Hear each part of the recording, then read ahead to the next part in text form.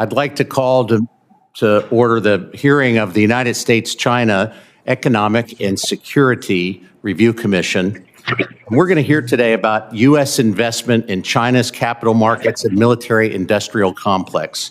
Good morning and welcome to the third hearing of the U.S.-China Review Commission 2021 annual report cycle. This hearing comes not just as China welcomes unprecedented levels of U.S. investment into its capital markets, but also as the U.S. implements restrictions on portfolio investment in China defense conglomerates and other firms tied to China's military. More broadly, it comes to U.S. policymakers as U.S. policymakers consider how to safeguard U.S. national security in commercial relations with China, an increasingly blurred distinction between civilian and defense companies under China's military-civil fusion strategy. In the Phase 1 trade deal signed in January 2020, China's government promised to open its financial markets to foreign participation. But the terminology of openness does not guarantee that U.S. investors' rights are guaranteed. As China's corporate governance structures evolve and strengthen, they preserve a special extra-legal channel for Chinese Communist Party oversight and intervention. The result is a situation and a system in which influence trumps ownership. And the Chinese Communist Party always has the upper hand. Our panelists today will consider this nebulous corporate landscape, examining the avenues through which Communist Chinese Party influence is exercised and state ownership and investment is expanding in order to assess the impact on U.S.-China competition in key technology areas. As channels for U.S. investment into China's markets proliferate, U.S. firms and individuals face unavoidable realities without greater transparency into the nature of the assets they hold. Pervasive fraud, systemic financial risk make the safety of any investment somewhat insecure, particularly in assets or companies without deeper strategic importance or political backing from Chinese government. In addition, the risk that U.S. investment might unwittingly flow into strengthening China's defense capabilities is magnified by the breadth and the murkiness of China's military-industrial complex. Everyone, U.S. government, financial firms, and investors are all stakeholders in continued U.S. security and prosperity. Our hearing today contemplates, among other solutions, how refined policy tools might provide U.S. firms with greater awareness as they navigate China markets. I look forward to hearing today's expert witnesses. I thank them for joining us to share their expertise.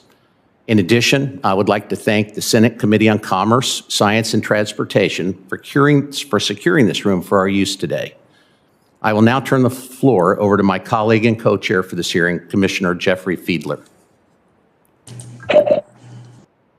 Thank you, Commissioner Borokoff, and good morning, everyone.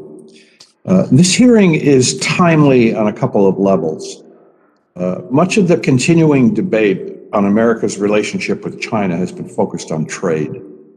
But recently, China has made significant moves to attract greater amounts of foreign capital into companies listed on its various stock and corporate debt exchanges. They've apparently had some initial success, largely with European and U.S. asset managers and institutional investors. Private equity and venture capital are also part of the mix. As China increases percentages of ownership, foreigners are allowed in certain business sectors. At the same time, the Trump administration, in its last weeks, issued executive orders restricting U.S. investment in what was labeled Chinese military-related companies. The concept of restricting U.S. investment in this way appears to be a continuing policy with the new Biden administration, although it has pushed out by some months the implementation of aspects of these new regulations. These restrictions give weight to the argument that China is increasingly being seen in practice, not just as a competitor, but as also a potential adversary. There is a new, complex, and growing awareness of the nexus of economics and security within the U.S. government. Our witnesses today include academics who study Chinese corporations and law, investors, researchers, and national security specialists knowledgeable about Chinese military-related companies. Their testimony will be detailed and nuanced and inform the Commission's own internal debate on this new and evolving policy as we perform our obligations to advise Congress on U.S.-China economic and security concerns. Before we begin, I would like to remind everyone that the testimonies and transcript from today's hearing will be posted on our website. And please also mark your calendars for the Commission's upcoming hearing on China's evolving approach to fostering economic growth and innovation, which will be on April 15th. We will now begin today's hearing with our first panel, which will examine the role of the state in China's capital markets. We'll start this morning with Dr. Tamer Groswell-Lazary, academic fellow at Harvard Law School Program on Corporate Governance and an affiliated scholar with the East Asian Legal Studies Program at Harvard Law. Next, we'll hear from Dr. Meg Rithmeyer, F. Warren McFarland Associate Professor of Business Administration in the Business, Government, and International Economy Unit at Harvard Business School. Then we'll hear from Mr. Zachary Arnold, a research fellow at Georgetown Center for Security and Emerging Technology. And finally, we'll hear this morning in the panel one from Ann Stevenson-Yang, co-founder and research director at J Capital Research. Thank you all very much for your testimony. I would like to remind you that your remarks should be limited to 7 minutes. And Dr. Arthur, we'll start with you. Thank you. Hearing co-chairs Borohoff and Fiedler, distinguished commissioners and staff, fellow panelists, good morning. Thank you for inviting me to discuss elements in China's corporate governance landscape. I'm very pleased to have the opportunity to talk about these issues with you today. As the commissioners know well, state and party capacities were part of China's corporate governance landscape throughout its market development process. Such space has been reserved all along, with explicit affirmations from a Chinese party state that it is there to stay. Still, there is certainly a noticeable shift in both respects over the past decade, and especially since President and Party Secretary Xi Jinping rose to power. At the state level, as economic development advanced, the forms and structures through which the state carries its shareholding capacity have amplified and became more complex, yet their overall purpose remains. State ownership is still considered the pillar upon which the PRC's grand system of a socialist market economy with Chinese characteristics lies. Essentially, an economic system that does not aspire for a free market, but rather for one in which market forces play an increasingly expanded role as to improve the underlying economic fundamentals and justifications of continuous state ownership in the service of how China's party state envisions economic development. Aspirations aside, these corporate power structures created over the years powerful firms, individuals, and state bodies with vested interests that now capture the regulatory capacity of the state and limit the prospect of meaningful reforms. The same political economy also often holds back the state's ability to use its shareholding capacity to advance policies at the firm level. Indeed, as I emphasized in my written testimony, while state ownership is commonly portrayed as an easy control mechanism, the reality is far from simple. This, of course, does not say that party state is generally unable to mobilize firms in pursuit of its goals, but rather that such process is not without challenges and not without spending substantial political capital and economic costs. Understanding these complexities can help us comprehend a seemingly contradictory approach towards market economic activity. Series of laws and policies aim to direct central and local state bodies to exercise their shareholding capacity in what official rhetoric refers to as a scientific manner. This approach encourages state bodies to hold share ownership and control to varying degrees in designated industries and key areas. In these key areas, the party state aims to channel its policies more easily and to be followed more strictly, while loosening up control to more market-oriented forces in firms outside these spaces. By and large, I believe that the regime still adheres to this development approach despite the widespread presence of state ownership, which, as some observers rightly noted, have blurred the lines between state and private. Overall, as I elaborated in my written testimony, while the forms of state ownership and control have amplified and became more complex over the past decade, I'm not convinced that the state's level of activism as a shareholder, that is, the actual exercise of its shareholding capacity, has changed much.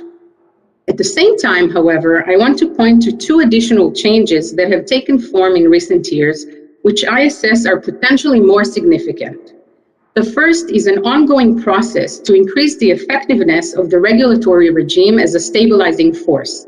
And we've seen this reflected not only in things like trade suspensions and buy orders to control market volatility, but also in a more robust activity by the CSRC, the Chinese securities regulator, to prevent, detect, and take administrative enforcement actions against corporate fraud, aspects that will hopefully be advanced even farther with the recent amendment of the securities law. The third and final aspect in which I see a meaningful shift occurring is the corporate governance capacities of the CCP specifically.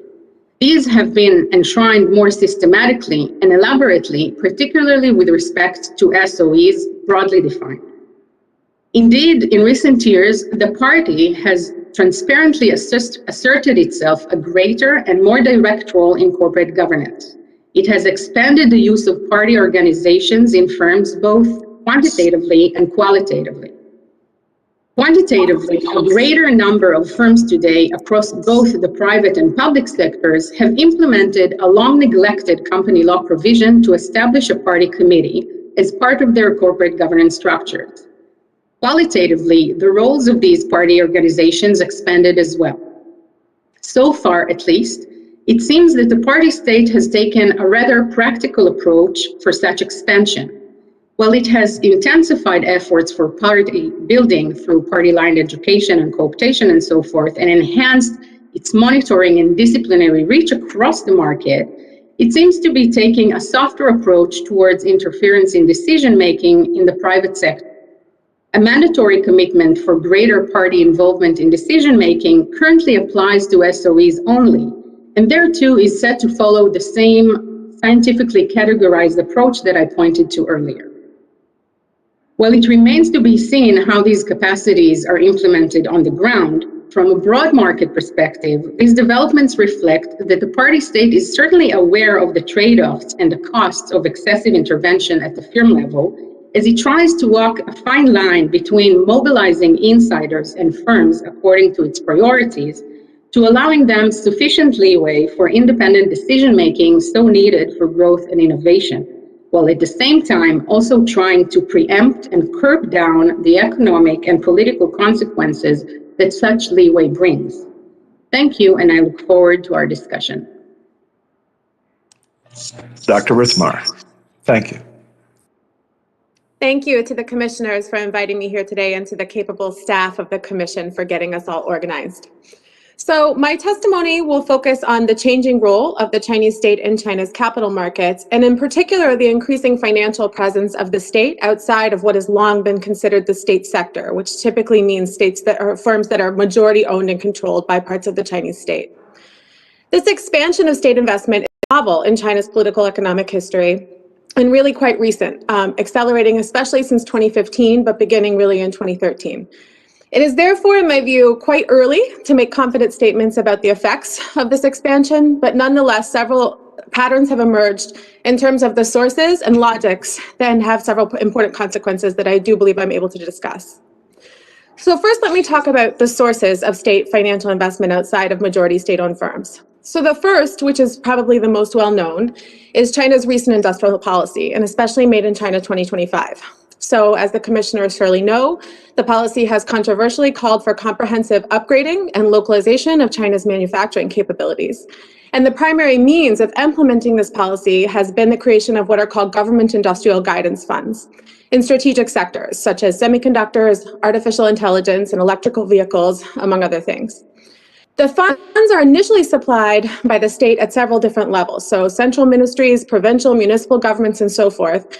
And they're meant to be matched by private funds and, this is critical, managed by private capital management companies. The language of the state planning documents makes quite clear that policymakers intend for the industrial policy to be, quote, market-driven and government-guided, meaning combining government steerage, as some have called it, with genuine market mechanisms that they hope work in genuine market ways. It's worth noting regarding the industrial funds that tallying the totals of these funds is challenging for a number of reasons. So first, the funds exist at many different levels of government, and they're constantly changing. So frequently we hear something like Beijing has invested X amount of money in semiconductors.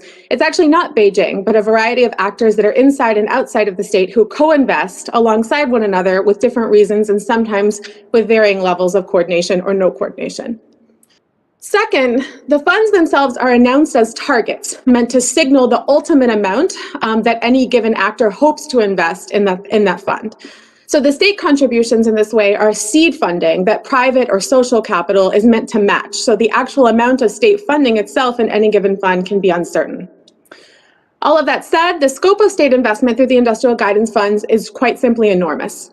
So a recent estimate is that the total of central and local funds across all sectors is in excess of 10 trillion renminbi. And again, that's going to be focused predominantly on high-tech sectors, but it is in practice distributed quite widely.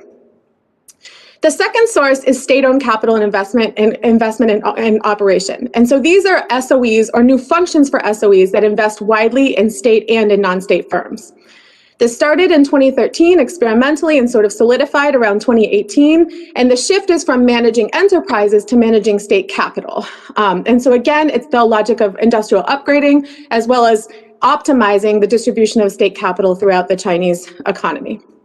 So far, at least 18 central level SOEs and countless other provincial and municipal ones have been identified as these state investment and capital management companies. And lastly, there's the ad hoc, what I call ad hoc, because in fact, there's no evidence that it's coordinated by any planner or policymaker, and in fact can sometimes be evidence of corruption and malfeasance rather than state strategy. And the ad hoc entry of capital has a couple of different sources. One is open market nationalizations, which since 2015 have occurred at a rate about 10 per year, which doesn't seem like a lot, but in terms of the push towards mixed ownership reform, we're seeing the opposite, which is instead of private capital entry into state firms, we see state capital entry into private firms. Another source is state capital into relatively successful firms. And this critically well predates the 2015 benchmark that I gave for the large-scale deployment of state capital in the non-state sector. So recent research and corporate filings and detailed work on shareholding in China's largest and successful firms shows what many of us have observed anecdotally for years, which is that firms in China who have met with success have at some point received significant investment from state-connected firms or state-connected individuals. So what is the logic or intention of these changes? So rather ironically, the logic, even according to state documents, the economic rationale for extending state capital into the private sector has been to provide a fix to other institutional and economic problems generated by the outsized influence of the state sector. So what the state seems to want is industrial upgrading and innovation, and it doesn't seem to trust traditionally state-owned enterprises to be able to do that kind of innovation, yet it also does not seem to trust the non-state financial sector to allocate capital in a way that does not generate excessive risk for the state. So as the state has clamped down on shadow banking and other forms of corporate debt, because it's been alarmed about the emergence of those trends, it's offered itself as a financier to the private sector because of these dual desires for risk management and industrial upgrading and growth. This distrust of the non-state financial sector should be understood as a major reason for the extension of state finance and state minority shareholding. So our research shows a massive expansion of state shareholding in 2015 as a result of the efforts of the so-called national team to arrest the collapse in asset prices that year. The logic here, and in many cases, is about maintaining economic and financial stability, so risk management rather than any long-term strategic planning. So what are the effects? So briefly, let me give two ideas about what the effects might be on China's political economy. So without getting too professorial, the first effect would be the introduction of new state agents and therefore new problems of control. So for decades, we know that the view has been basically that managers at state-owned enterprises have been at least partially disciplined by Beijing because they're appointed by the organizational department of the CCP. But clearly, managers at private firms and managers of private capital or managers of state capital that work at private firms are not subject to the organizational department of the CCP. So it's not clear how exactly they can be disciplined to carry out the state goals. So let me be very clear about this, that there's a tendency to assume that a firm has state capital and therefore is an arm of Beijing, but this assumption is incorrect. Examples abound from large investment companies that have entered state receivership, like China Minsheng Investment Group, because of their own mismanagement, to even high-tech sector entrants that are really just frauds trying to manipulate state policies for personal gain. So second is that state shareholding introduces enhanced monitoring capacity for the state. So the expansion and perceived expansion of financial risk has motivated the party state to seek this greater monitoring capacity over non-state firms. So lastly, let me just say a few words about US policy that I hope will be helpful to the commissioners as you consider how to deal with these new trends. So first, it's my observation that American financial firms, especially those who participate extensively in China's A-share markets under the QF2, or the QFII, the Qualified Foreign Institutional Investor Program, are savvy observers of China's markets and the state's mechanisms for intervention. And it is not my assessment that they are in need of protection via US policy from the unique political economic features of Chinese markets. And lastly, at least so far, the increasing presence of state capital outside of majority state-owned firms is best understood as a pathway, but a potential one for state intervention in firm affairs. As the commissioners surely know, the Chinese legal landscape has in recent years expanded the state's legal purview for intervention. We don't yet know how these laws will be enforced, but the potential for consequential state intervention is clearly there. And I would read state minority shareholding in the same way, as a pathway for potential influence rather than surefire evidence of state intent and control. Thank you.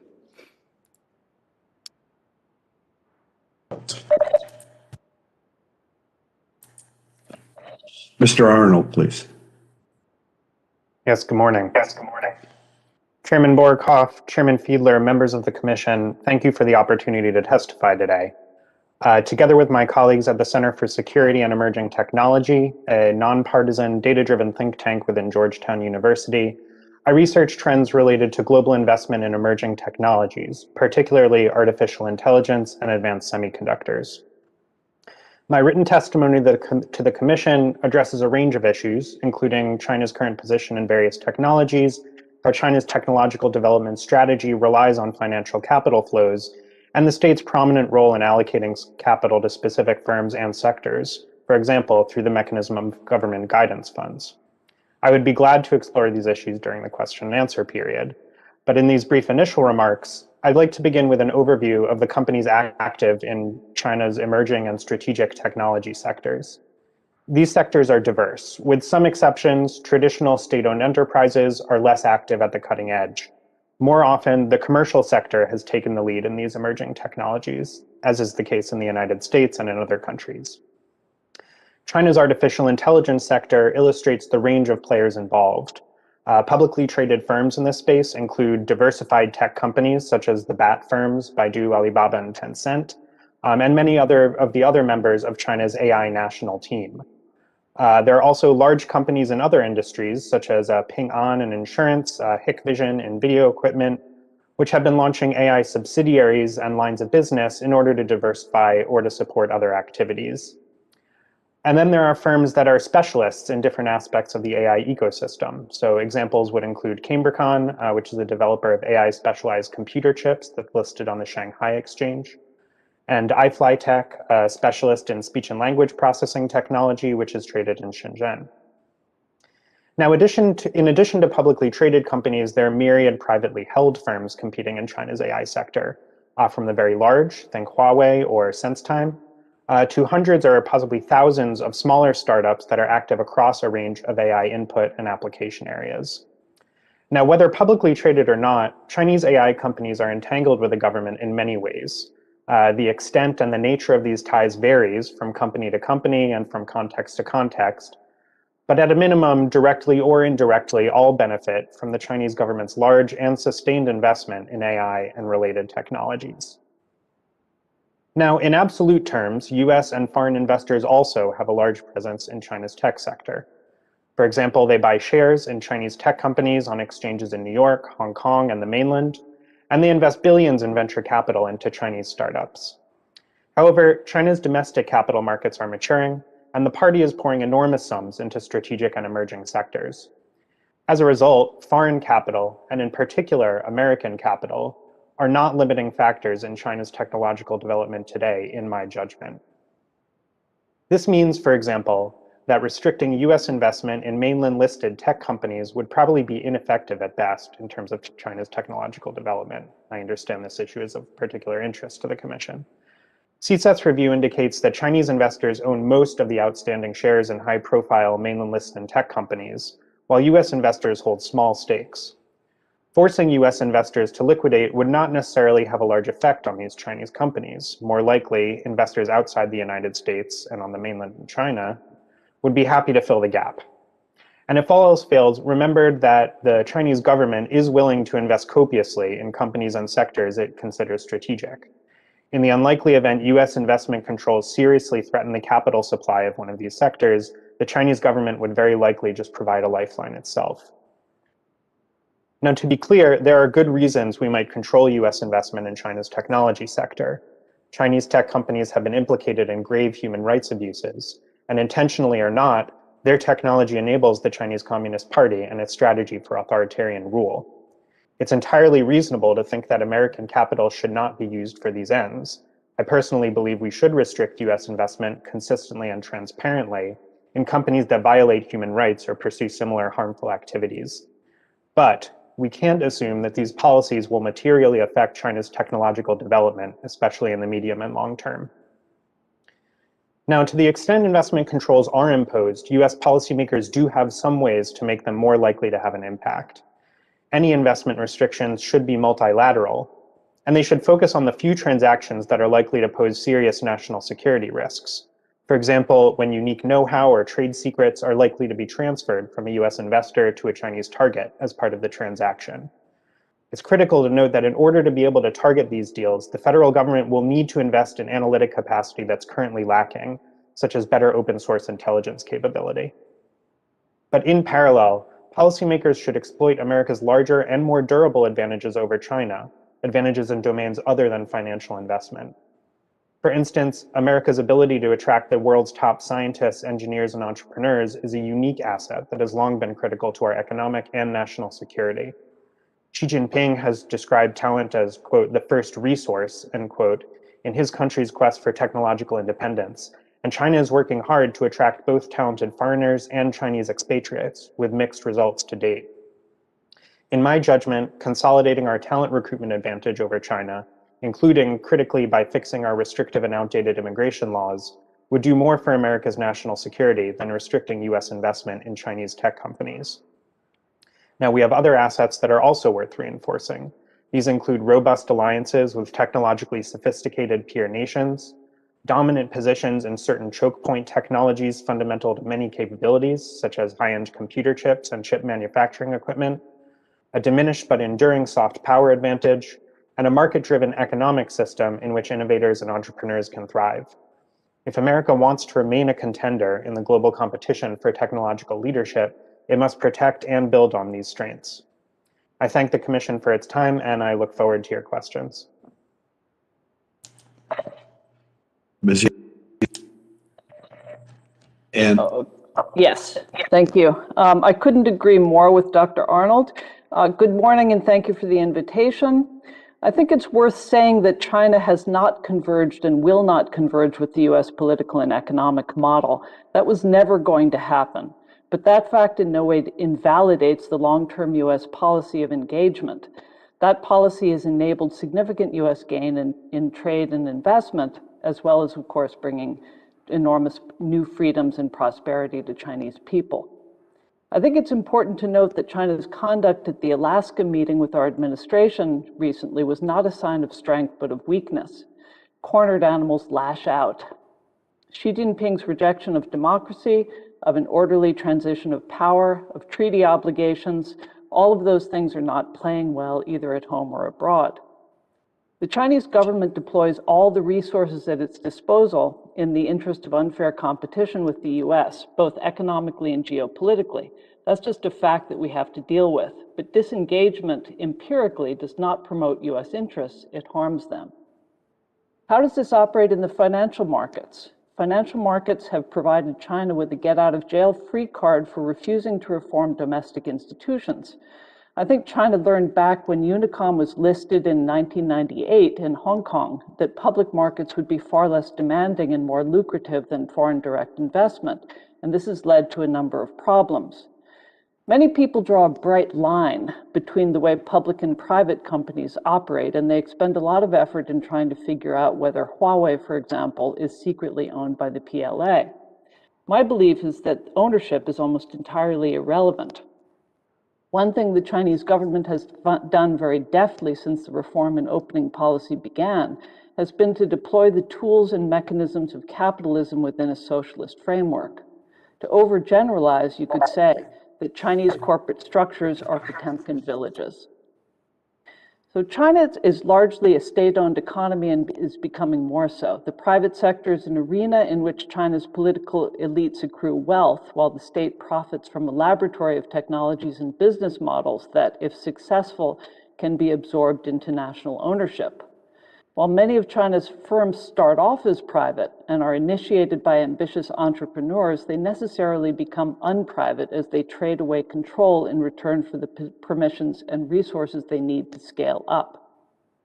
The reality of this illicit ownership pattern creates a mutuality of interest between state and private players across a broad swath of China's economy. Throughout the reform era, China has pursued a policy of not investigating or holding accountable mainland domiciled entities for fraudulent behavior abroad, no matter how blatant or egregious. In fact, by intent, the mainland provides a reliable safe haven for Chinese capital market fraudsters. To strengthen this legal shield, in the recent decade, China has passed a series of regulations that prohibit anyone on the mainland from providing evidence in any legal proceeding outside the mainland without specific written permission from China's Supreme Procuratorate. This restriction makes financial crimes committed in the US by Chinese entities impossible to investigate and remedy. The upshot is that US efforts to regulate Chinese companies based on ownership are doomed to fail. Ownership has become a concept handy for private enrichment, but not a limitation on the reach of the state. Some of the consequences are as follows. One, Chinese companies that go public have strong incentives to fake results. There's no legal liability. The chance of earning millions is good, and the downside case is simply being delisted and not earning millions. Even without setting out to commit fraud, many companies slip into small lies that get bigger. Most rational players will initially commit a little fraud and then gradually embrace complete and egregious fraud. Of course, some companies start out to be fraudulent. Second, China has no incentive to allow US regulators and auditors to access the working papers of mainland enterprises to assure their accuracy and compliance with US requirements.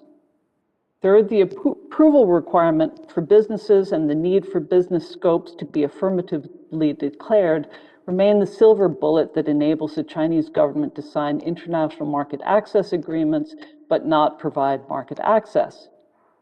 Fourth, intellectual property protections remain extremely weak. There's a basic mismatch between short-term bureaucratic incentives and the longer-term resource commitments required for technological success. There's a powerful incentive to steal IP and scale up quickly with copycat products. Fifth, the freedom from incarceration of foreign nationals involved in a legal dispute, whether real or invented, is no longer guaranteed. In protecting these market advantages for Chinese firms, the Chinese government has erected specific impediments to due diligence.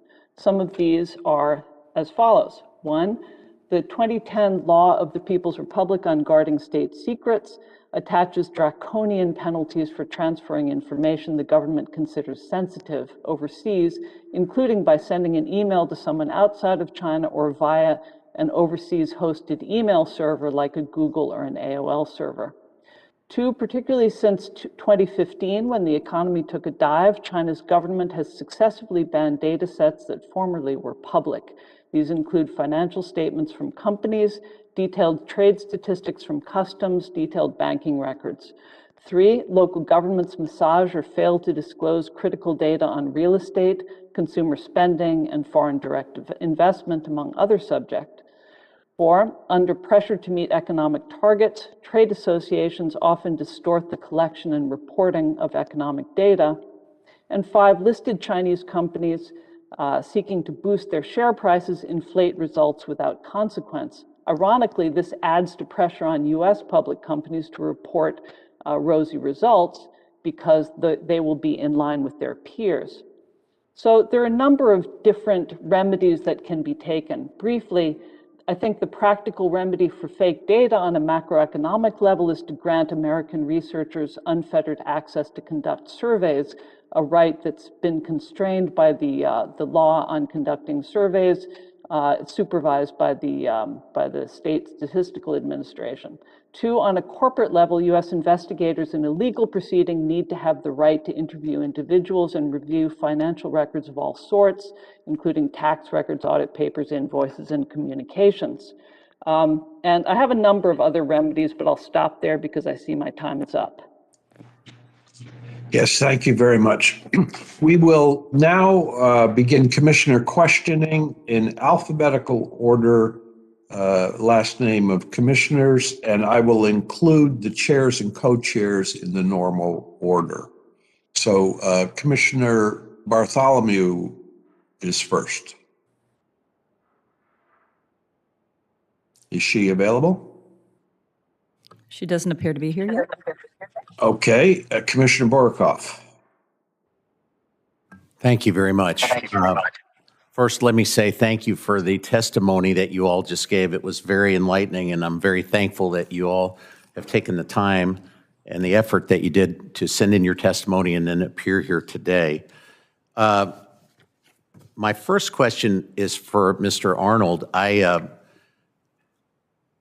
was impressed with some of the things that you said and wanted to ask you to expound a little on two things. It seemed to me that what you were saying was it's well and good to punish companies that do the wrong thing and countries that do the wrong thing, but that, in fact, restricting capital, and I think all of you may have said this to some extent, restricting capital investment in China might not work simply because they'll go get the money elsewhere. And in your testimony, Mr. Arnold, you talked a little bit about sea turtles and human capital. And you also talked a bit about, you all talked about the fact that we can't analyze what's happening over in China that easily. Would you mind expounding to me a little bit about what I think you're saying is we need to work in our own shop and improve at home what we need to do to retain talent, and we need to be a little bit better about how we analyze what's happening over there rather than try to force them to tell us. Would you expound on that a little bit, please? Certainly. Yeah, no, I appreciate that. I guess I'll go in reverse order. First, our understanding of what's happening in China and China's technological enterprise, and then maybe a little on human capital. Our understanding of China's sort of S&T enterprise, science and technology enterprise, is fairly limited. I think it's especially limited when it comes to technologies that are most sensitive from a defense or national security perspective.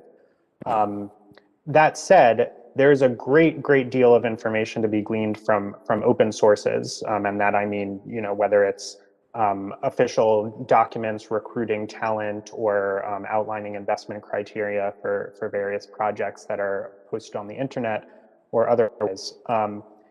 One thing that's often not appreciated is that part of China's technological strategy has been to develop a massive technology transfer apparatus for monitoring and acquiring and adapting technology from the United States and elsewhere through a variety of means, many of which are perfectly above board, some of which less so. We have no comparable apparatus for understanding the developments in China, which in many cases are very quick these days, and certainly some of their sectors are at the cutting edge.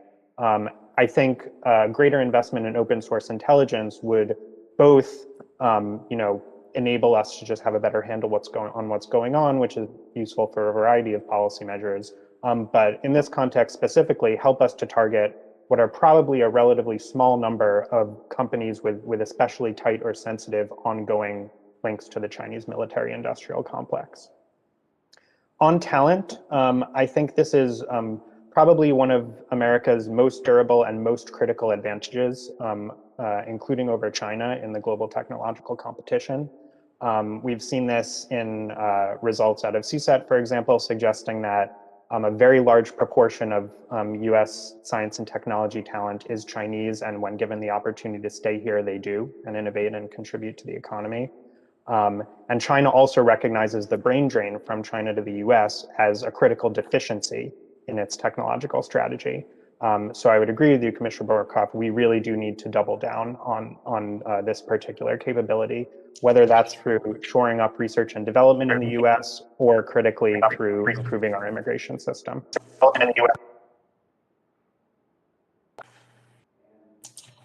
With the remainder of my time, would anyone else like to address that?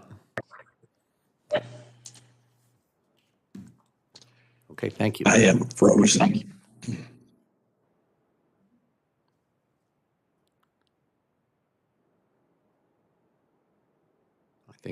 I think we lost Commissioner Fiedler.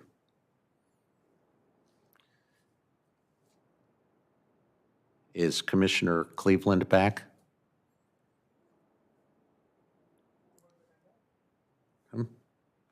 Okay, I think given that, we'll ask Commissioner Goodwin if he's ready. Would you like to ask a question? Sure. Thank you very much, Mr. Borkoff, and No, I thanks missed. to the panel. No, forgive me. I made a mistake. Commissioner Cleveland's right here. Please go right ahead. I defer to you if you would like to. No, please. Okay. Please. So I think I'm getting a couple of takeaways here. If I could consolidate what I heard, and please correct me, that there is an increase in investment by the state in the private sector. I think, Dr. Rithmeyer, you said that increase in investment doesn't actually ensure control or alignment with CCP requirements or objectives. And I think, Ms. Yang, you said that ownership is somewhat irrelevant because they have ultimate control through various mechanisms and tools. So I'm interested in, do they or don't they actually have control? But I'm most interested in your characterization of the competition between central authorities and provincial authorities. And I think, Mr. Arnold, you characterize it as everybody wants a biotech industry in their backyard. Everybody is trying to use these government funds to attract talent and build out emerging technology capabilities. So those were the three key points that I heard. But I'm interested in, does it lead to state control? Does investment yield any real benefit or make any real change? And then this, the potential tension between provincial and central interests. I think one of you went so far to, I think Professor Griswold, you mentioned that there were factions challenging central control. So if you could address how firm or meaningful is control from the central authorities to regional or local authorities, and whether there are factions competing that in any way challenge Xi and the CCP.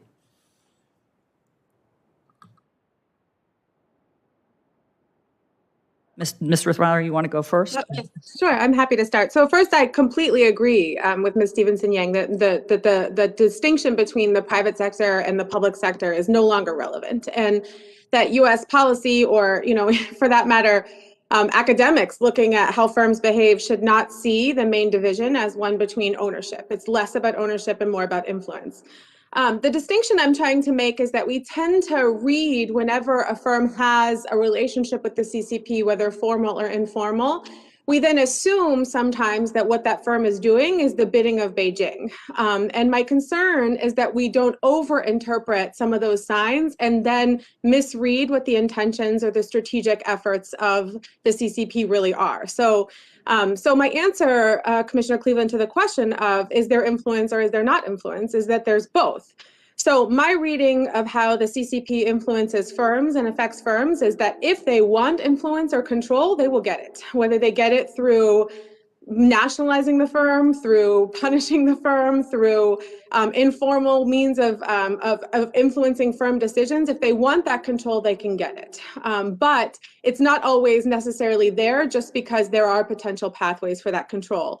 And then in terms of the outcomes, does it mean that, China will, quote unquote, succeed, say in industrial upgrading or in innovation, or will they fail? They'll do both at the same time. So, there's a massive amount of money through state investment that's wasted. And so this distinction between central and provincial, I wouldn't call it competition as much as everyone's sort of in a frenzy to be part of the flowing of capital, right? To get money. Everyone meaning both, local actors who are well-meaning according to the CCP's intentions and want to establish semiconductor fabs that are effective, and also local actors. Fiedler just called me. His computer went down. He wants you to tell Borikov for him to keep running things until he can get back online. Okay, so I'll just keep going. So it's not so much competition, but that everyone wants a part of it, including people who want to basically hoover up as many renminbi as they can for their own personal accounts, and local governments who want to have successful semiconductor fabs. So there will be tremendous waste, fraud, and subversion of Beijing's interests, but of course, some firms will succeed, and the CCP will definitely find those successful firms and incorporate those into its interests. I guess my main message is that we shouldn't necessarily see everything that the CCP is doing as highly strategic. It's often a series of grand mistakes and experiments. Okay. Dr. Griswold. Yeah, so I couldn't agree more with Professor Riethmeyer. And I think, correct me if I'm wrong, Commissioner Cleveland, but I think that basically with your question, you're trying to ascertain how can we envision or expect that there will be interference in decision-making? When will that happen? And I think that there are two aspects to this question. One is, there could be rogue officials, right? There could be officials that just decide not to go along with whatever things the party state is trying to advance. And I think that in that respect, the party state has the same challenge as we do. How do they identify protectionism? How do they identify corruption? How do they prevent that? And their solution was increasing monitoring of the CCP and enhancing party line education. But that, of course, creates the problem of how exactly does the party confines its own power and still achieves innovation and give enough freedom for independent decision making. And they actually have a term for this problem. They recognize it as a problem. They call it the Anjangpi, which is the double skin problem. And I think that as long as they don't know how to overcome this problem, we will remain at the same question. And I don't think that I referred to factions. I'm not a political scientist, so I can't really point to factions within the party if they exist. But I did refer to powerful interest groups, whether it's certain local governments or strong national champions or specific individuals that their interests sometimes do not align with those of the party state. Okay. Perhaps that, you said on page 43 that there were powerful insiders that with localities setting up guidance funds that may, perhaps Dr. Riethmeyer's comments of feeding this frenzy. Do you all think in this, we've talked about the mechanics of capital. I'm interested in the fact that with $49 trillion in debt in the system, and the potential for shifts in global export markets leading to less foreign exchange coming in. Do you think that this is a viable economic system? Is capital infinite? Because none of you have addressed the debt issue.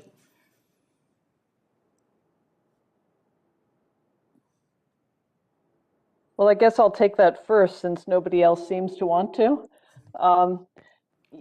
This is clearly a key risk for China and the governance of the party. I think that the place where you see the risk is in the value of the renminbi. The key risk to the expansion of debt in China is capital flight, and capital flight is constrained by the value of the renminbi. So right now there are plenty of assets that can still be obtained overseas, but China has clamped down a lot on capital flight by private firms like Anbang and Alibaba and so forth, and this disturbs a lot of people. I think that it's very difficult to determine ultimately what the debt limit is, but the way we're going to see it is when the renminbi goes to 10 or higher. And that will happen, I think.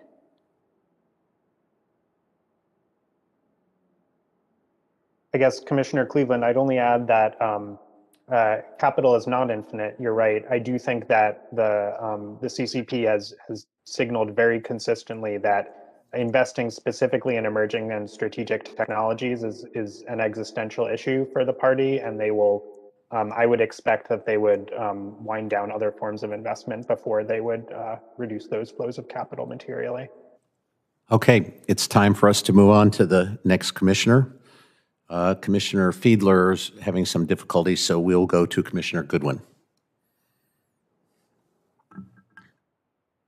All right, thank you again, Commissioner Borkoff, and thanks again to the panel for their great testimony. I'd like to return conversation to subject of these investment restrictions, not only in the mainland, but in some of the other international exchanges as well. Obviously, any sort of restriction like this that we want to put in place needs to be grounded in reason, rationally tied to reasonable objectives and reasonable in scope, and hopefully effective in meeting those objectives.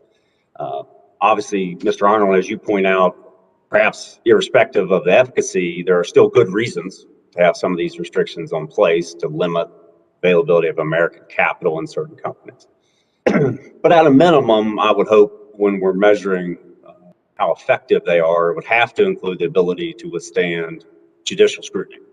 And just last week, the U.S. District Court for the District of Columbia actually entered a preliminary injunction against the government on behalf of Xiaomi, I believe a smartphone manufacturer, effectively blocking the executive order's restrictions from going into effect with regard to that company.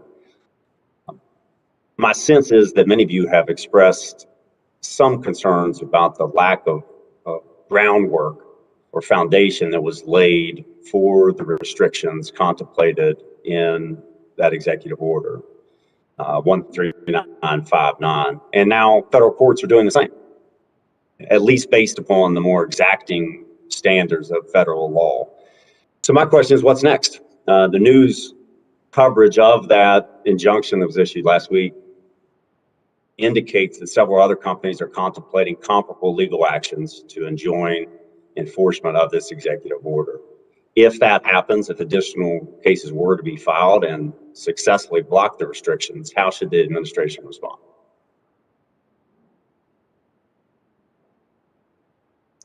I can maybe take a first swing at that. So I also read that ruling, and it was interesting for a number of reasons. I do think it would be, and I've seen the reporting also that companies like SMIC in the semiconductor sector and maybe some others are thinking about their own lawsuits. I think Xiaomi is a bit of a one-off in that it really is a more of a consumer-facing company I think that companies like SMIC and semiconductors are certainly the state-owned enterprises on that list will have a much harder time in court, under any sort of APA challenge, for example, showing that their connection to the Chinese military doesn't withstand sort of an arbitrary and capricious test.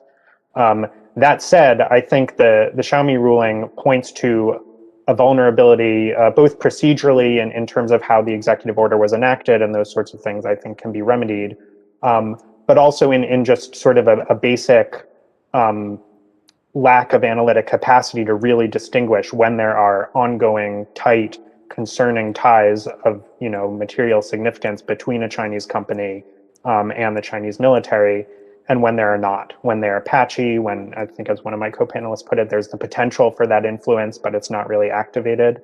To be fair, the Chinese government is not making it easy for us. There's a myriad of different ways that it can influence these companies. They shift.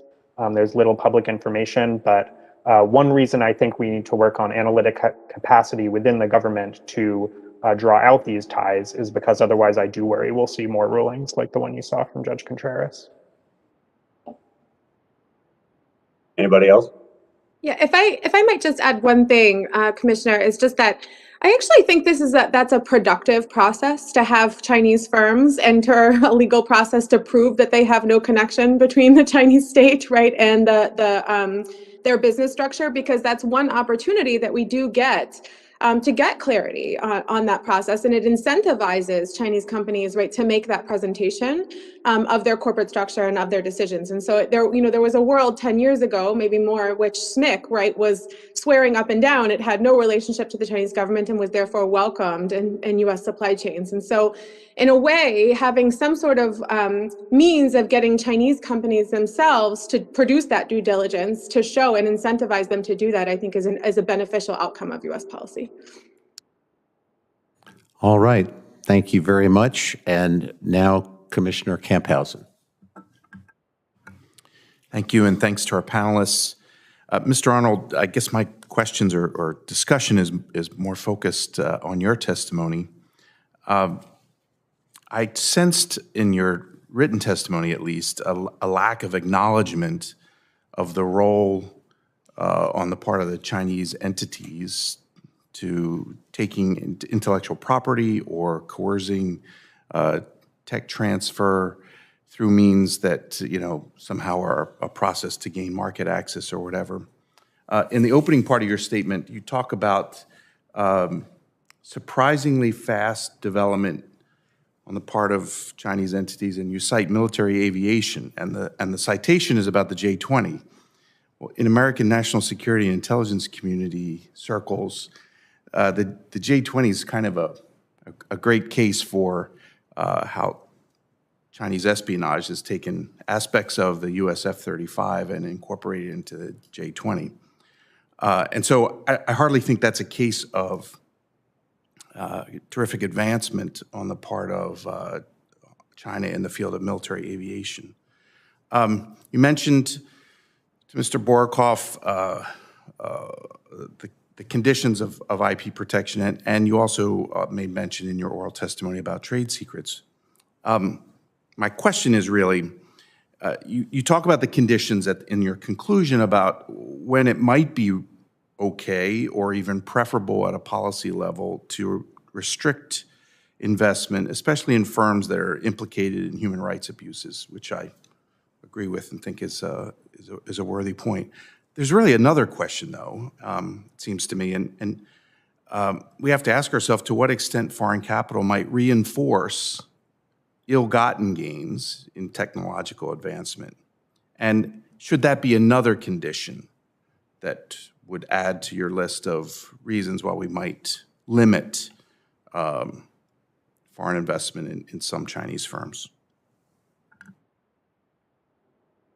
Yeah, thank you, Commissioner. I appreciate that question, and I certainly would agree that tech transfer, whether compelled alongside foreign direct investment or through other channels, is a very serious concern. I personally would think that companies that are habitual IP theft offenders, whether that's because, they're integrated with the Chinese government, which is helping them in that sense, or just on their own, would be cause for concern, and potentially for investment restrictions. I think it's critical to think about what are the tools we would have that would materially affect those companies in exchange for that behavior. I'm skeptical that we have a meaningful way to address tech transfer through, for example, restrictions in listed companies.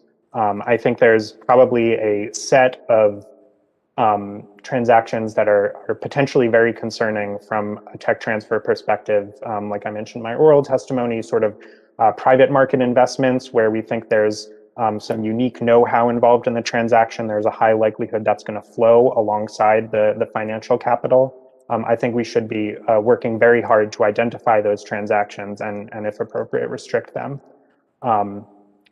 So I guess I would agree, certainly, that tech transfer is a serious concern, one that's a legitimate subject of potential investment restrictions. I just want to make sure we're using our levers to accurately target that and influence that behavior.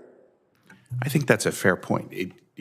We may not have the ability to reverse a transaction or to somehow affect what's already taken place. But there is another dimension, which is the statement it makes to other firms who might want to engage in that sort of behavior going forward. And so there's in a way an effort to change future cost-benefit calculuses as a result of using that type of tool. Thanks very much. I'll yield my time. All righty. Commissioner Scissors. Thank you. I wanted to thank the witnesses, the staff, and the co-chairs. I think this is a very important topic. I don't really think you can be serious about China policy unless you're serious about U.S. investment in China. I'm glad to see it getting some recognition here.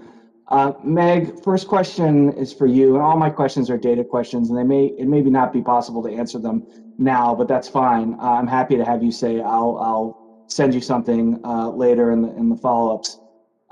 Meg, I appreciate you recalling that private capital was supposed to enter areas of state control. That was a big issue when we were looking at the plenary documents in 2013. It wasn't credible, at least to me, and it has not turned out, I think, to be very important. But that's my question. Can you now, or more likely later, point us in the direction of, or offer up numbers about private capital entering the state sector? And the reason I'm asking, obviously, is it's hard, as you mentioned, to quantify state capital going in the private sector, but we really are interested in a net figure here in terms of changing patterns of development. And so as hard as it is to quantify state into private, we also need to quantify private into state. And so, and again, you may not be able to answer this at all, other than I'll get back to you, which is fine. But any series in one direction or the other, or both that are comparable, would be great. And if you just have sources, that would also be great. But starting with, is there a way for us to, while we're thinking about the state going to the private sector, recall that private capital is supposed to be supporting SOEs? Thanks for that. I love data questions, but not this one because I don't have an answer. It's very difficult. I mean, I have a lot of anecdata, which is that, what's very interesting about the mixed ownership reform is that the document that gave the 2020 deadline did generate a lot of activity, especially for local governments and provincial governments that had to meet some requirements or show evidence, right, of mixed capital reforms. But it was much easier, right, to go the direction that I've been discussing, which is state capital into the private sector, and then show, look, ownership is mixed, right, than the opposite. And so, I have anecdata about, certain firms who sat down with private capitalists and said, look, we're going to need you to take like this kind of stake in the company to mostly, achieve those objectives. But I'm sorry, I would even love to say I'll get back to you in the future and I can try to look into it, but I do not know of a great systematic source of how exactly that works. So I can only apologize. Yeah, I feel like I'm going to be doing that throughout my time as commissioner, asking impossible questions. But if you do have like a direction to point us in, that would be great. Just to start, when you don't have data, a little bit of data is helpful. Tammy said she had an answer. I think Tammy might know. Okay. Yeah, so it's not a complete answer, but it is an anecdotal data point, which is specifically with respect to the public market. So in the public market, it's pretty easy to see. Every traditional SOE that went through corporatization and then public listing is exactly that type of firm that you want information about. So all of those firms, which is currently about a third of the market, corporatized SOEs that listed shares for trade, those are in a way mixed ownership corporation with private investors. Right. So that's about a third of the public market. We could possibly use them as a proxy if we detrend for stock market movements. No, that's a good suggestion. Thank you. I may come back to you if I have time, but I don't think I will. Mr. Arnold, in your written testimony, you said FDI and venture capital from the U.S. to China is falling. As we know, total holdings of portfolio securities are definitely not falling, and they're not tracked by sector that I'm aware of. They're less targeted, obviously, than venture capital, but they're larger. Do you happen to be aware of sector numbers that are, either portfolio holdings or including only portfolio holdings or including portfolio holdings and routed through offshore sources or not? So some sort of breakdown of portfolio holdings of Chinese securities by sector. Do you happen to be aware of any breakdowns by sector in that area? Off the top of my head, no. I know there's been some recent analysis about this out of the Peterson Institute that I can look for and try to get back to you. But okay, yeah, so same thing. I appreciate that, and I'm not looking. I'm asking questions that I know are hard because if they were easy, we'd already know the answers. I'm not looking for a perfect result. If you have hey, this is suggestive, that would be great. And I'll yield back my 10 seconds. Thank you, Commissioner. Commissioner Talent. Thank you, Mr. Chairman. I want to join my colleagues in thanking you all. Your testimony was extremely powerful and very informative insofar as I was able to follow it. Finance was not ever an area of expertise of mine, but I found myself reading your testimony reaching just about the opposite conclusion from the one you reached. And I want you to explain to me why I'm wrong. So, Dr. Oserby, you explained, and I've never read it done better, the various avenues of state control of all companies that are of any size in China, the guidance funds, the status shareholders, subsidies, a bunch of other means of control. And that what that means is basically Chinese companies are controlled not necessarily by the managers or the owners, but by people strategically placed in the company who have political influence with the authorities, are well connected, and are part of the Chinese elite. Ms. Stevenson Yang, you told us, and I thought this was extremely powerful, that every Chinese company that's successful either starts as a fraud or becomes a fraud, and that you can't trust any of the data because they all have an incentive to make themselves out to be better than they are, and that this is corrupting even American companies that are invested in China. Mr. Arnold, I think it was you. I haven't been able to find your testimony in my folder here. You also said, if you didn't, a number of other witnesses have said, the government has got to get better at understanding what's going on in China, because even the United States government doesn't know what's happening with these companies and who controls these companies, et cetera. We're going to have other witnesses later saying that the index funds may well have been pressured, the indexes, in order to get them to list Chinese companies. And yet you all conclude, let's just continue to let American investors invest in China.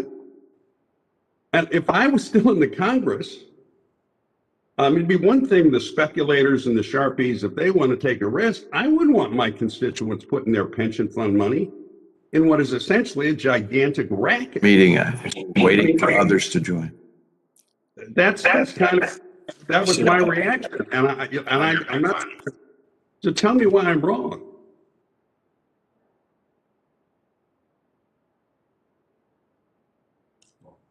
You want me to take a swing at that one? Yes, Dr. Because I'm the one who's more engaged in finance. I don't think that's what I said at all. I think that in the realm of technology transfer, what we're saying is that the methods for influencing the direction of capital toward Chinese technologies should be focused on the technologies rather than the firms, because we really can't determine what the firms' ultimate connections to party goals are. In the realm of finance, I think the real issue is not so much technology transfer as fraud and the security of American investors.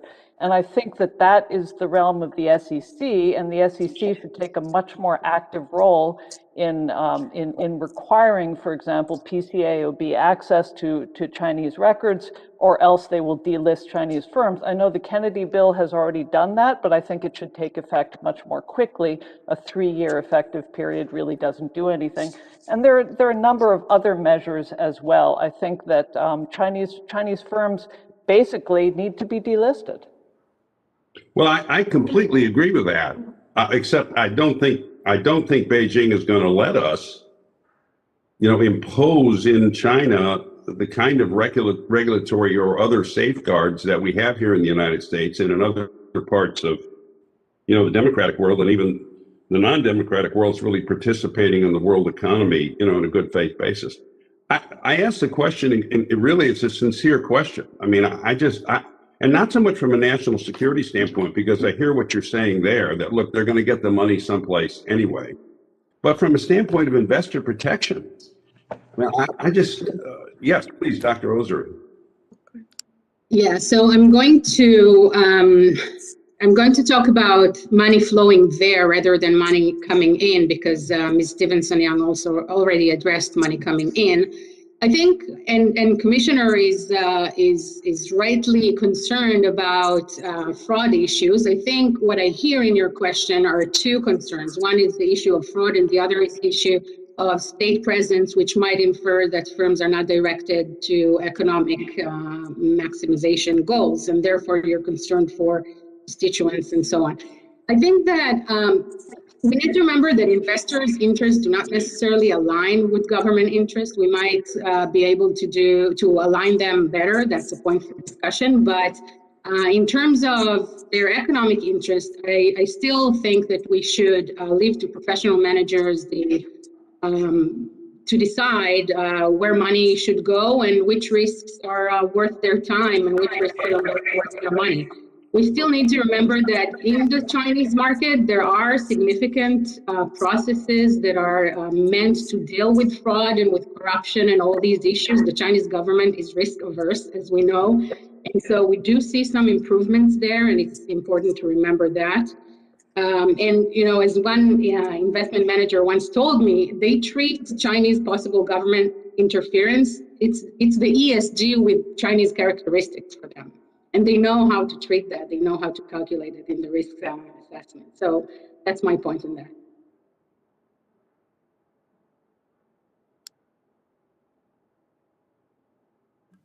I see that Commissioner Fiedler's back. Would you like to rejoin? No, yeah, I mean, I'm sorry, I had to completely reboot, have no idea what happened. I apologize. Jim had not completed his comments. He was on mute.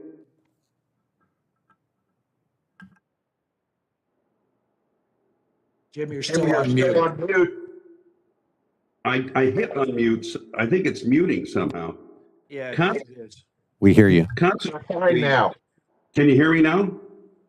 Consequently, firms in China become de facto controlled by largely unmonitored, powerful insiders, leading to the relative apathy of government officials towards corporate misconduct.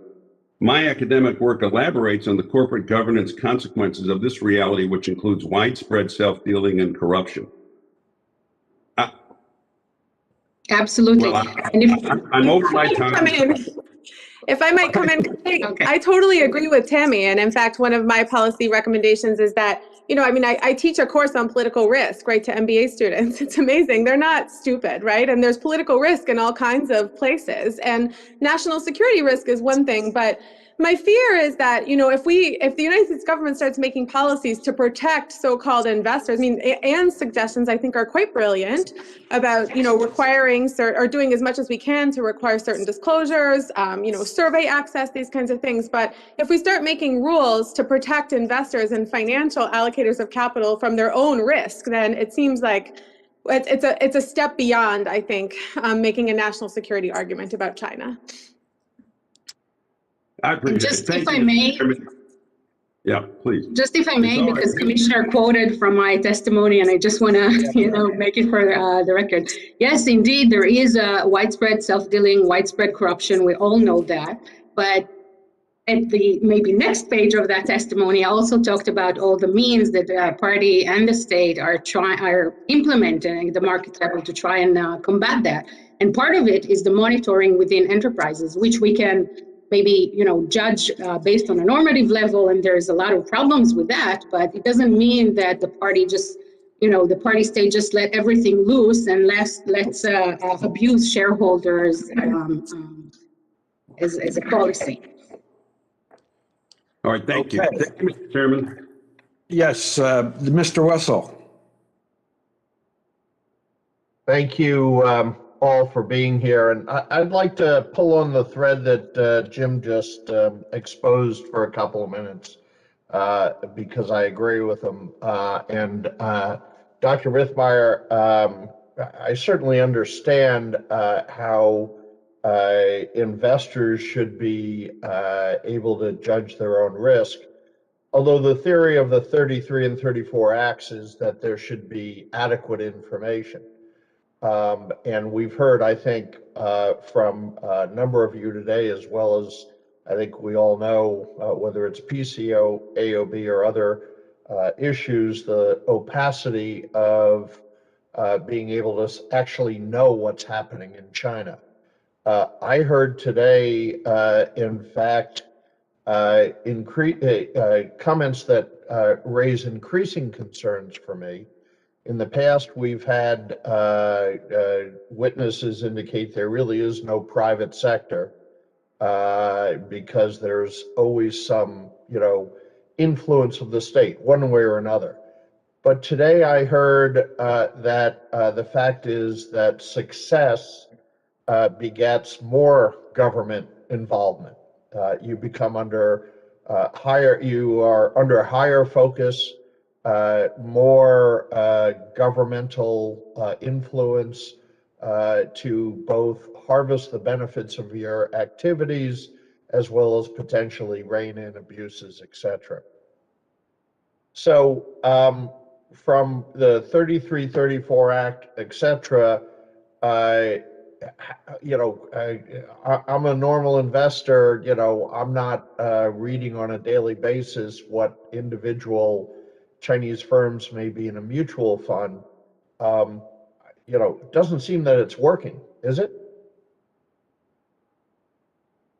No, to be clear, there are, this issue of, I've also written about, about fraud and corporate governance problems. And I think Anne put it really well, corporate governance structures in China are a bit of a Potemkin village, and that they've adopted, both for state firms and for non-state firms, the veneer, right, of modern corporate governance and a modern regulated financial system without actually giving teeth to those regulations or giving power to minority shareholders. Or regulators, among other things. So I'm not saying, and I think this issue of, whether Chinese firms should be allowed to list on American exchanges, what I think would be a great set of concerns, right? And you're policymakers, I'm not. I'm only an academic, right? how to craft policy is, that's not what I do. But thinking about what are the positive inducements, if they're possible, to get Chinese firms to agree to those rules and to push maybe even domestically within China for greater transparency, more of the regulations that our investors would need to be protected and Chinese minority shareholders would need to be protected. And so I think, I guess I'm wary of saying, for national security reasons or something, or to protect investors, we should ban all investment in China. The issue of Chinese firms listing in American exchanges, I think, is totally different, and I would support delisting in most circumstances. Well, but let me step back a minute because from your comments and also those who argued for China's succession to the WTO indicated that, engagement would yield, freedom, democracy, adherence to Western norms, et cetera. I don't, think that 20 years in, all the proponents' wishes or hopes have come about. And I think we've seen from both the Trump as well as the Biden administration, the early comments and activities, for example, in Anchorage yesterday, that China is a strategic competitor. How far you want to go beyond that, I leave it to you. But are offering capital to China, meaning investing in China, not their ability to list here, is helping them in certain ways. Yes, there may be other investors that come in, but U.S. investment is fluid, it's massive, and it's a good housekeeping seal of approval. Should we reset and say no new investment until we see certain reforms? It seems like we're rewarding them for being bad actors. We're rewarding them for, what many view as genocide in Xinjiang. And now we're doing a one-off policy to forcing us to prove in most instances bad performance, bad actions. It seems like we have this backwards. Do you agree or disagree? Dr. Rithmeyer, I'll focus on you first and then welcome anyone else's comments. I'm wary of putting any specific policy in the grand arc of engagement. Did it work or did it not work? And I don't think. I think what you I guess should ask is the U.S. government prepared to quote unquote protect investors from every emerging market or market where there might be political risk? And I think, to be totally honest, my fear is that in responding to, and I agree with you, China is behaving badly. I agree with you about. If I could interrupt, I'm not trying to protect the investors as much as I'm trying to protect our country. We're investing when it comes to the DoD listed companies. Those are ones that have been identified as acting directly adverse to our national security interests.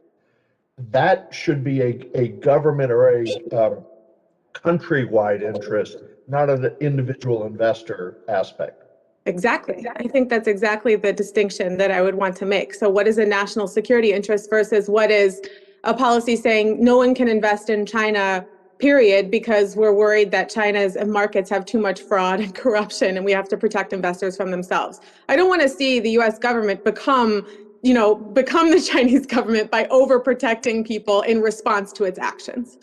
But for the DoD and the entity list companies, it would be appropriate to restrict from a public policy perspective investments in those companies. Understanding there has to be due diligence about the listing itself. No argument there. But if those companies are identified in law by the legal standard as being adverse to U.S. interest, it's appropriate to take action, is what I heard you say. Is that correct? It's a bit beyond my purview, but it doesn't seem unreasonable to me, no. All right, thank you. Okay, I will go to Commissioner Wong before asking myself questions. Thank you, Mr. Chairman. Thanks to all the witnesses for your cogent testimony and the questioning today. I really enjoyed it. Dr. Rithmore got into this just in the recent questioning with Chairman Wessel, but I want to just make sure I understand the distinction you are making. When you say that the investors currently, or the savvy investors, these institutional investors, that they are sophisticated and going in with eyes wide open with regard to the opaque nature of Chinese companies, as well as the risk of political intervention, the political risk, as you mentioned. You are not saying, however, that they have an identity of interest with the national security interest of the government as a whole. They may factor in reputational costs to them as institutional investors. They may factor in legal exposure with the existing national security restrictions that exist, but they do not. You're not saying that they are going in with eyes wide open on the national security and human rights implications of their investments. Absolutely correct. That's exactly the distinction that I'm trying to make. That, yes, that's exactly right. Okay, thank you. Question, Mr. Arnold, I read with interest the section of your testimony about targeted restrictions on individual deals. Now, you had other suggestions that were kind of broad and more towards our overall competitiveness, and I think those are very good and cogent. But on this targeted idea, your proposal seems to be focused on building U.S. government capacity to basically have market-wide information to find those individual deals that might pose acute national security or human rights problems. My question for you is whether a better way to approach this from a government perspective is a reporting requirement rather than market-wide surveillance by the U.S. government. And by that I mean, if you have an investor, whether it's a private equity firm, whether it's venture capitalists, whether it's these companies that want to list Chinese firms on an ETF or an index fund, that before they do that, they make a determination on their own that this may have national security or human rights or governmental interests, that they then report the deal, provide proper information, and then consult with the government on how to narrow the deal or not do the deal if it does have those implications. Essentially what I'm proposing, and in my mind, is kind of a reverse CFIUS process. And again, it could be voluntary, but enforced with the threat of post hoc action by the U.S. government if we do find this deal to be at a later point unsavory or detrimental. What do you think about that? I mean, is that unrealistic? Is that workable in this context? So I do, again, appreciate that. I do think some sort of reporting up from the private sector, would potentially make sense as a mechanism here. I think there are maybe two caveats. The first is that, you identified CFIUS as a system that works, a similar way. I do think it's generally perceived and accurately perceived that sort of foreign investment into U.S. companies may, in general, pose more of a technology transfer risk than the other way around. I think there probably are U.S. To China investment transactions that do pose similar risks, but I would guess it's less common, fewer and far between.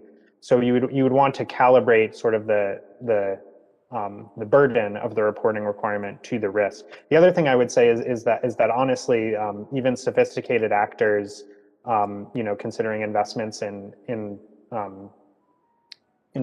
China, may not be fully aware of the national security implications, of the deal, just as honestly the U.S. government may not be in many cases. So I think you'd want to make sure it's a process that could elicit a give and take with the government, as you note. And I think in order for the government to play a productive role in that process, much more analytic capability would be needed than I think we currently have. Yeah, I definitely think more analytic capability, more investment in that expertise is warranted. But if this reporting requirement existed, it would essentially shift the burden over to the private sector, to individual deals, to people who are closer to the deal, when they would have perhaps some give and take, not just between the U.S. government and the investor, and the U.S. investor, but between the U.S. investor and the Chinese entity itself. And maybe inculcate standards of practice over time that this information is required, and that they can then build into their contracts that if later on there do appear to be implications of national security import or whatever factors we put into it, that there is an unwinding risk for it. Now, this will affect how people price these investments, the willingness of people to do these investments, the transaction costs, but perhaps there's something we can do in that front. And maybe this is already being crafted, I don't know, but I appreciate your insights into it. Yes. Tammy? Just a clear, request for clarification from Commissioner Wong. I assume you were referring to asset managers and intermediary institutions being involved in FDI, right? Not their capital market involvement. Is that in my mind, just based on Mr. Arnold's testimony, and you can correct me, Mr. Arnold. I mean, we're talking about a broad swath of private market investors where our information and our ability to surveil these types of transactions is fairly limited. Now, we could include some of the institutional investors that do enter the market. Now, I'm just, I haven't really done great research into this, but before they begin listing Chinese companies in ETFs that they create, we can include that. But we'd have to tailor this right. But my concern mainly is in the private market, venture capital, private equity, mezzanine funding, if that's the right term, where we don't have great public information and the ability to surveil it and have intelligence is limited on the government side. Thanks. Okay. I'm sorry that I had computer difficulty and missed a substantial part of the questioning. So someone on the commission, please stop me if I have covered ground. I'm asking about covered ground. Professor Ruthmeyer, you make a point of talking about savvy investors and they don't need protection. I agree. The question really is ultimately whether we need protection from them and their investments. And that is the nexus of the national security considerations. Do you think they're savvy enough to understand that when they invest, say, in Hikvision after it's on the entity list, that while it's not illegal, it might be a problem? No. Or they just don't care? Well, I guess I'm not comfortable speaking to their normative motivations, but no. So my distinction is exactly the one that Commissioner Wong helpfully drew out, which is that market participants American investors tend to make money in Chinese markets, but that does not mean that they don't hurt national security, perhaps, or there's not a potential there to invest in the kinds of firms or help grow the kinds of firms that, for a variety of reasons related to national security or our American values and normative concerns, we do not want to receive American capital. Thank you.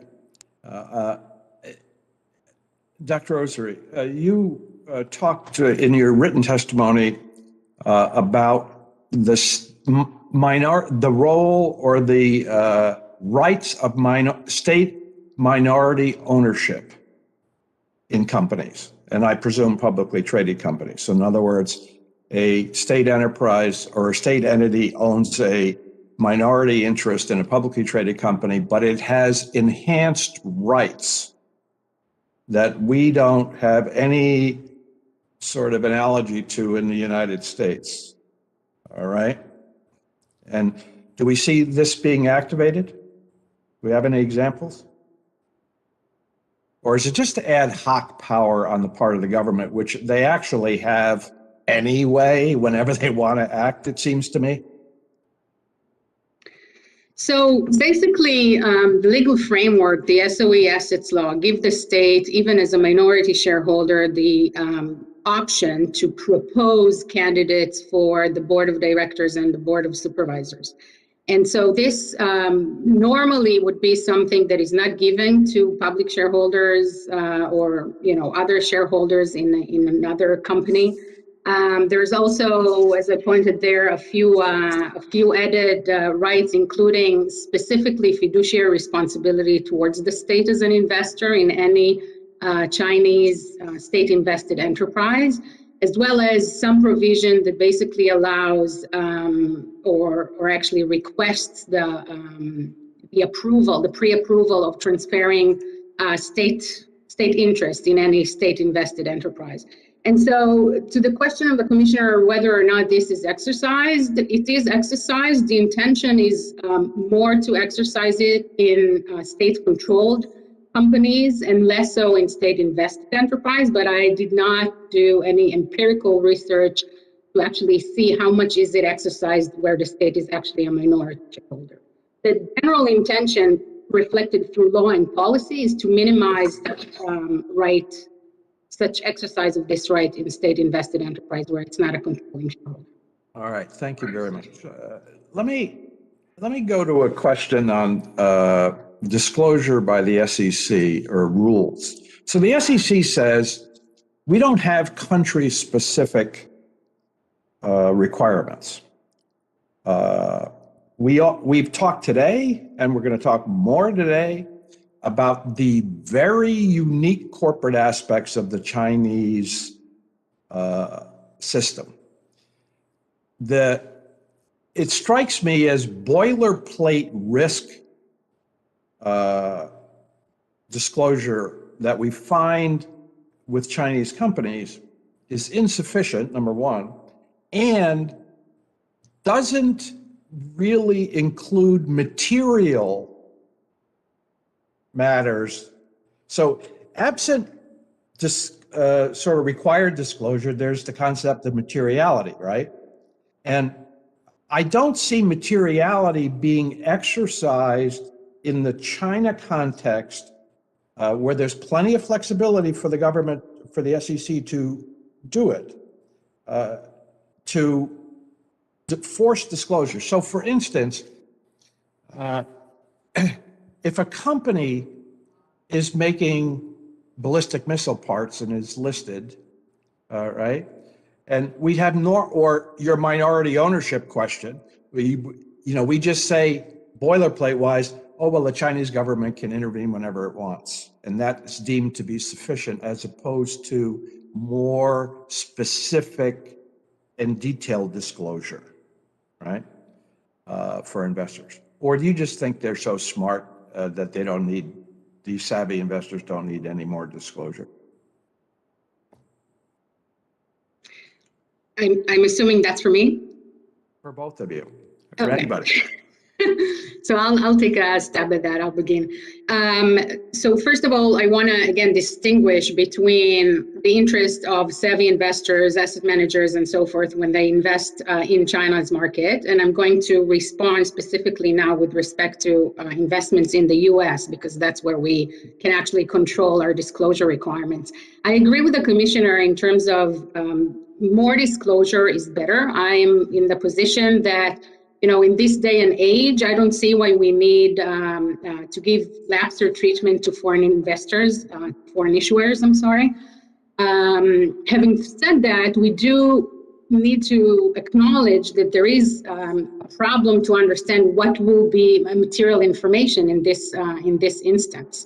I mean, would you consider just having state control as a material information? Does it make investors more informed about the specific risks that are involved in state control?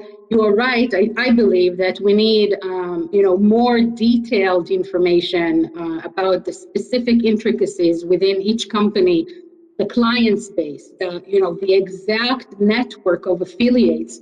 It goes to much more detail, in my opinion, than just saying the state can influence and maybe cannot. That's basically. I guess the final point is that state and party connections can tell us a lot of things about both advantages and disadvantages. And I'm not sure that retail investors can really appreciate what do they mean? What does the information mean? Yeah. Okay, Meg? I would agree with that. And let me just add that I'm not sure that there's any kind of information that could be disclosed in terms of state influence or shareholding structure or ownership that would be useful in that national security sense. In that sense, I mean, I want to go back to something that Ms. Stevenson-Yang said, that it's not really about ownership, even within the blurry categories, even when we're trying to obtain more information about ownership or control. To me, the national security interest would be more grounded in what sector are they in and what kinds of technology are they producing or what kinds of services are they providing, rather than any kind of data that would be possible to gather information about the control or influence of the Chinese Communist Party, which I think is very difficult to collect any systematic data on that would be useful, as Tammy says, for retail investors. Anyone else? Yeah, could I throw in just my 2 cents? I agree with you, Meg. Just call me Ann. It's much briefer. I think that we should distinguish between U.S. fund managers' investment in China and listing of Chinese companies in the U.S. The U.S. Fund managers' investment in public companies in China is very, very small. By design by the Chinese government because of the non-convertibility of the renminbi. The private investment into by private equity companies like Sequoia into China is rather large and needs to be more robustly disclosed. Chinese companies' investment or listing on U.S. exchanges needs to be more carefully controlled. And I agree with the commissioner that it's not about regulating particular markets. It's about applying standards across all markets and not giving a pass to the Chinese who, for example, agreed in 2012 to allow audit access and still have not allowed audit access. It simply needs to be cut off. I think that as far as disclosure is concerned, I agree with Commissioner Wong that specific disclosures need to be made and required. I think it needs to be a little more specific than just Chinese government influence or national security. For example, I think that all US companies, just as there's a mining disclosure requirement in SEC, I think that US companies should be required to disclose any exposure in their value chain to slave labor in Xinjiang. Okay. Commissioner Bartholomew, have you had a chance to ask questions yet? I'm going to pass on questions for this round. Thank you. Okay, we are ready for a second round. Commissioner Borokoff, do you have a second question? Okay. Eric? I do. Eric. At your suggestion, Ann, I'll call you Ann. I wanted you to expound a little bit more on what you were just saying regarding Commissioner Wong's idea, which I think we all agree with from a U.S. security viewpoint. Specifically, you were just talking a little bit about what the companies in America would have to disclose that we're making private investments. Do you mind just giving a little more detail on that? If you were in charge, what would you say you wanted to know before we allowed them to make a purchase? Yeah, interesting question. I mean, the first thing would be exposure to slave labor and to value chain in Xinjiang or in forced labor camps in Tibet and other oppression of minorities in China. The second thing, of course, would be compliance with the Anti-Foreign Corrupt Practices Act, which I believe they already make disclosures about. And then I'd kind of have to think about it. What is Sequoia specifically going to disclose that will be useful to us? I need to think about that a little. Well, maybe we'll send a question afterward for a later response. Thank you. Commissioner Cleveland? Thank you very much. Professor Griswold, I have a question for you. In your testimony, you talk about corporate governance, particularly with regard to SOEs, and enhanced CCP monitoring within firms includes the spread of fear governance, risk aversion, and potential managerial paralysis. We heard this in the first hearing, that there is a freezing up in the system because of aggressive anti-corruption in particular efforts. Could you elaborate a little on what party engagement means in terms of the operations and functioning of corporations, particularly when it comes to governance? Sorry.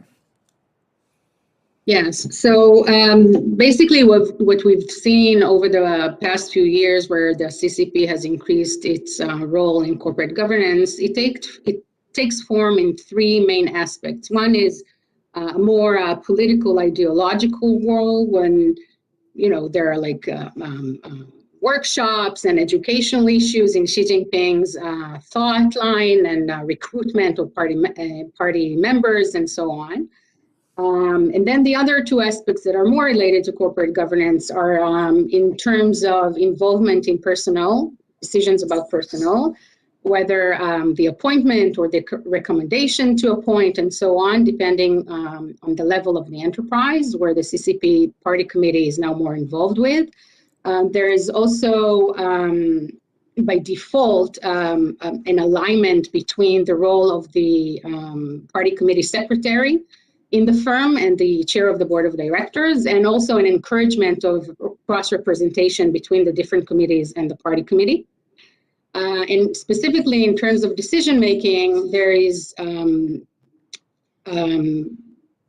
parties given the legal right to assess and basically supervise major corporate decisions, which with respect to certain SOEs, it had been translated to the management, receiving pre-approval from the party for specific decisions.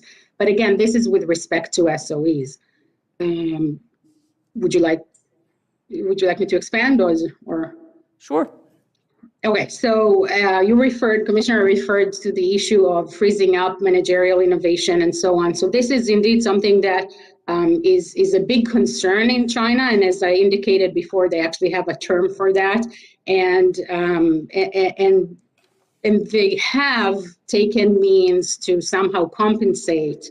We don't know yet if that will be actually effective, but they have, for example, increased the calculation of specific performance market-based criteria in their assessment of managerial positions. And so they are trying to somehow find this balance between, freezing up, making managers more risk averse and so on, to actually finding this balance and letting them continue with their freedom in a way. Thank you very much. Thank you. Cart, do you have a further question? Roy? Is Roy there? Nothing for me. Then I'll go to Derek. Thanks. I have a narrow question and a large one. The narrow question is to Tammy, and I'm asking this not because I disagree with any of the panelists on China having adequate technology funding. They do, but because I have an interest in the balance of payments. You, in your written testimony, gave a figure of 3 to 6% foreign share of equity and debt markets, and you're on your way to your main point. I'm not criticizing, but it was uncited. Do you either recall that site, or can you send it to us when you go back to the testimony and see where I'm talking about? Is that okay? Absolutely. Okay. I can look at the site right now and I'll tell you after your next question if you want, or send it to you, whichever you prefer. Either way, because I'm trying to gather numbers, because it's not just Chinese technology funding that U.S. inbound portfolio investment affects. The big question is for everybody, but I'll try to narrow it so that nobody thinks they have to talk for 20 minutes. Alex raised this idea, and it's been raised, of course, before, of an outbound CFIUS. I don't want you to flesh the whole thing out. I don't want you to endorse it. I want to say, let's pretend we're going to have an outbound CFIUS. It's going to happen. What's one thing you absolutely don't want it to do, or one thing you absolutely want it to do? I want you to give one feature of that outbound CFIUS that you want to block or you want to have. Don't all answer at once. Go on. I can jump in. I think that I think I'm especially concerned with transfers of implicit know-how alongside financial capital. I think a sector that is especially critical for both in terms of know-how and in terms of strategic importance is semiconductors and semiconductor-related manufacturing equipment. And so I do think a measure like this would need to be scoped properly in order to avoid undue disruption in the market. But I think semiconductors and certain aspects of the semiconductor value chain would be a good place to focus. I agree. I will just answer because I'll be really brief. I would not want it to focus on specific firms, and I would want it to focus on specific technologies. So what are the technologies being targeted for investment? Right, so more like CFIUS and not like the entity list. Thank you. Anyone else? I quite agree with Anne. And if you look back at the original congressional debates around FIRMA in 2018, there was a lot of commentary from various representatives and senators about, are we going to allow outbound investments that may take away American jobs? I'm not in the business of defining whether that is or is not national security, but it's worth recognizing that that scope for an outbound CFIUS would be a transformative one for American business and capitalism. Thank you all. I yield back the balance of my time. Commissioner Talent, do you have anything? Mr. Wessel. Thank you. So many questions come up, some of which I guess I'll email our panelists, and appreciate all the engagement today. Let me just, on the last point about the question of jobs, etc. Both Australia and Canada have net economic benefit screening mechanisms in their laws, which from my reviewing cases has not been a major deterrent to investment. But from a national perspective, understanding that, I think, is something that Congress and our government would like to know. So I think there are public policy reasons for that. Let me go back to the issue, and I hate to say I don't remember who raised it, the question of materiality. It may have been you, Jeff. As we look at these issues and overall impact of investments on the U.S., both in national security and in terms of economic security, which I think is important when one looks at the fact that we have the Thrift Savings Plan, we have the PBGC, we have a number of governmental funds or buttressing mechanisms that put U.S. taxpayer dollars at risk. So there is a public interest there. As a matter of materiality, do you believe it's appropriate to have the SEC require companies investing or doing business in China to report on technologies they may have transferred, party committees that may have been set up, subsidies that may have been received, or other issues that may trigger issues within the context of U.S. law? Right now, those disclosures are not required. Dr. Rithmeyer, I'll let you start, only because you appear to have been doing more of the granular empirical research, but I'd like to hear from each. I don't know if I would accept that. I think there maybe not. Maybe my research is a little actually more in the aggregate for this. I mean, I think I would support disclosure requirements, especially about, as Anne mentioned, Xinjiang, forced labor, those and surveillance kind of equipment, dual use, which is a very difficult thing to determine. It's not straightforward, but I would support, yes, I would support those sorts of disclosures. My sense is disclosures that, again, are related to ownership or influence from the Chinese Communist Party would be less useful and less relevant, actually, just because those pathways for influence exist, whether they're disclosable or not.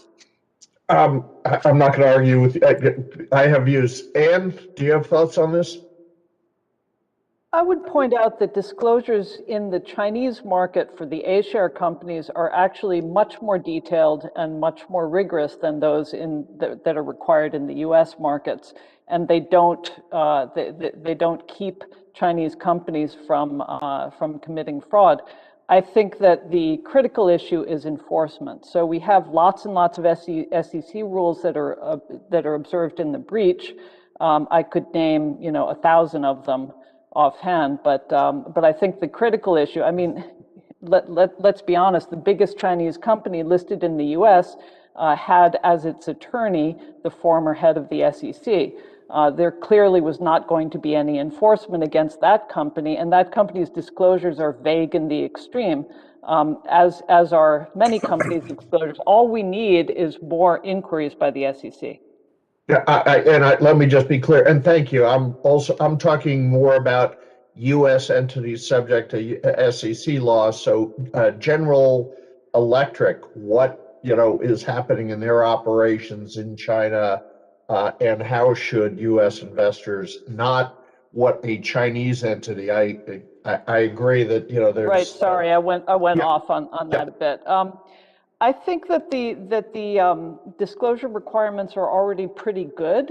As I said, I think we need to add stuff that relates to human rights, perhaps consider something on Hong Kong right now. But I think ownership by Chinese, by the Chinese Communist Party, national security considerations, those are really beyond the expertise of US listed companies, and therefore adding that requirement would just create sort of vague, nothing to do with us sort of disclosures.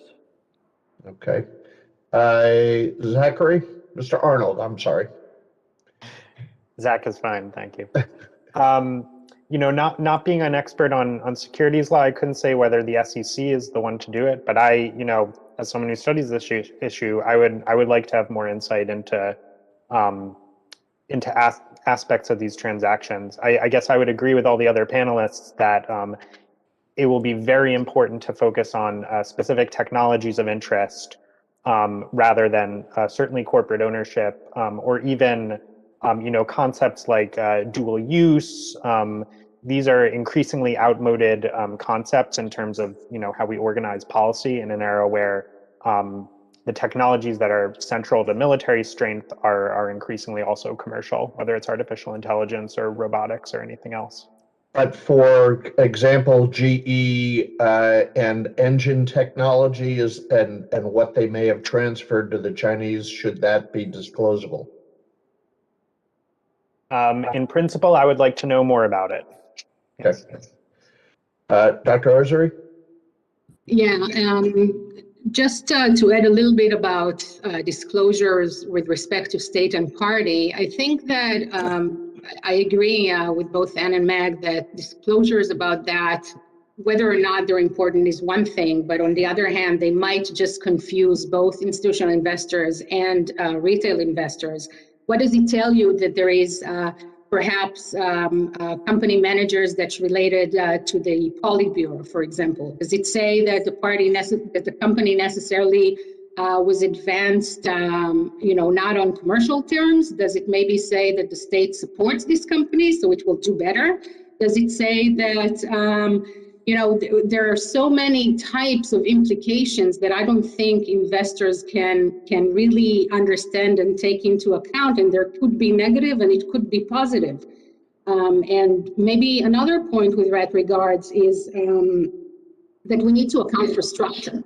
The structure of these companies listed in the US is very, very important. It doesn't tell us anything and it doesn't help us anything if we know that the listed entity established in Cayman does not have a party committee, if we don't require also disclosure about the operating entity in China, which currently, as far as I understand, the Holding Foreign Companies Accountable Act does not request such disclosure with respect to the operating entity. So we also need to think about the structures when we have those things in place. Thank you. Commissioner Wong, do you have any final questions? Second round? Just one question more out of curiosity. There's been a lot of discussion here about increased transparency from Chinese companies, combating fraud, and with the statement that the current investors that we have, the institutional investors, are quite savvy and protect themselves as they invest amidst uncertainty or certainty about fraud and corruption. My question is, let's say that we actually succeed in putting in enforcement mechanisms and the Chinese comply in upping their transparency and their disclosures and elimination generally of fraud or to a international standards. What do you folks predict would be the effect on investment in Chinese companies and in the Chinese market? Would investment dollars go up given the greater transparency? Would they go down because the full extent of the financial or the full extent of the corruption or the fraud is revealed? Would there be a massive reallocation of investment dollars to those companies that do prove themselves to be quite well run? Or does the overall, would the overall disclosure make investment unsustainable by institutional investors because publicly it would be known by every pension fund holder and every 401k holder that this is a risk for them. And then what does that have effect not just on U.S. investors, but does that affect investors worldwide, where there's not a rush to replace U.S. investment if it does withdraw? I mean, what is the effect of greater transparency? I mean, it's hard to predict, but I'm just curious. For 3 minutes, you have a... Maybe Ann, I don't know, because I know Ann's very, advocate for this greater transparency, and I agree with you, but what might be the effect if it happened? What would be the effect? It would crash the market prices of all of these Chinese securities and make investing in them more or less untenable. Is not going to happen, and this is why the Chinese government is so tremendously resistant to this sort of thing. No worries. This is happening anyway, and that has to do with international capital flows and the availability of dollars, and I think has a lot to do with the way China has been closing up over the last few months. But yeah, it would not be a good thing for share prices at all. Anybody I mean, else? this is just fascinating. I mean, because I have a legal background and a little bit of law and economics, and the Coase theorem says information and prices account for all information available. But if there's this underlying feeling, maybe it's just your opinion, and maybe this is not the opinion of others, but if there is an underlying feeling that greater transparency would reveal deep sickness in the Chinese economy and the Chinese corporations, that it would crash markets, yet markets, money continues to rush into that market. I mean, it's fascinating to me. Am I wrong? Ponzi's work until they stop working. I mean, I think much can be said about the sales orientation and the self-serving nature of U.S. financial institutions, but that's beyond the scope of this commission. Right. It's actually part of it. And just going back to Ms. Rithmeier's observation, and I tend to agree that, again, you're going in with eyes wide open as savvy investors, and you're discounting for fraud and taking that into account. But we have SEC laws for a reason. There is this idea that, and we've seen examples of it over time, that there is a bandwagoning effect with investment, and maybe people they say they do their due diligence, but they don't. And I'm still just trying to wrap my mind around this, that if the information was exposed, that there would be large effects on the overall market.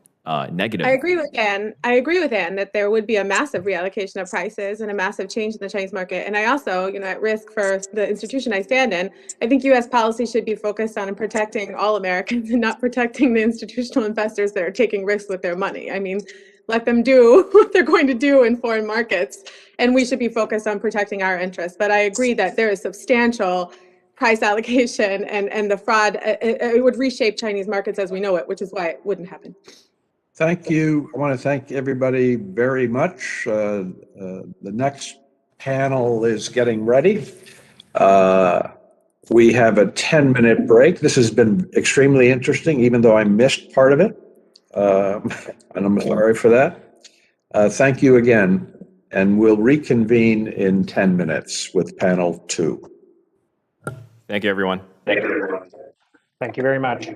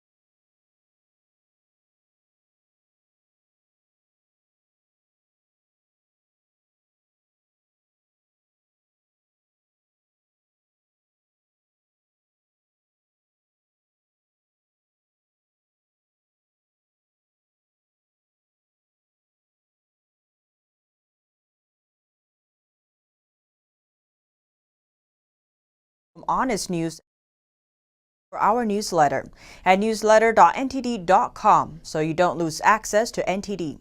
Go to newsletter.ntd.com to sign up for our evening newsletter.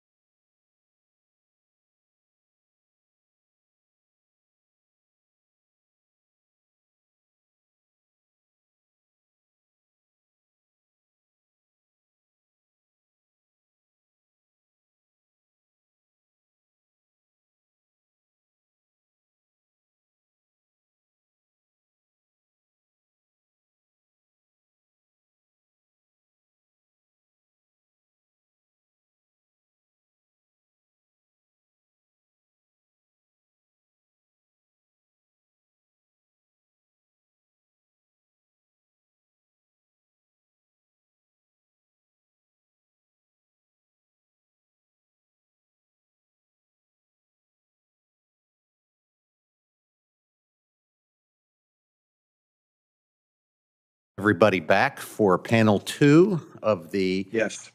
hearing on U.S. investment in China's capital market. Our second panel will review China's financial opening and examine U.S. and foreign investor participation in China's capital markets.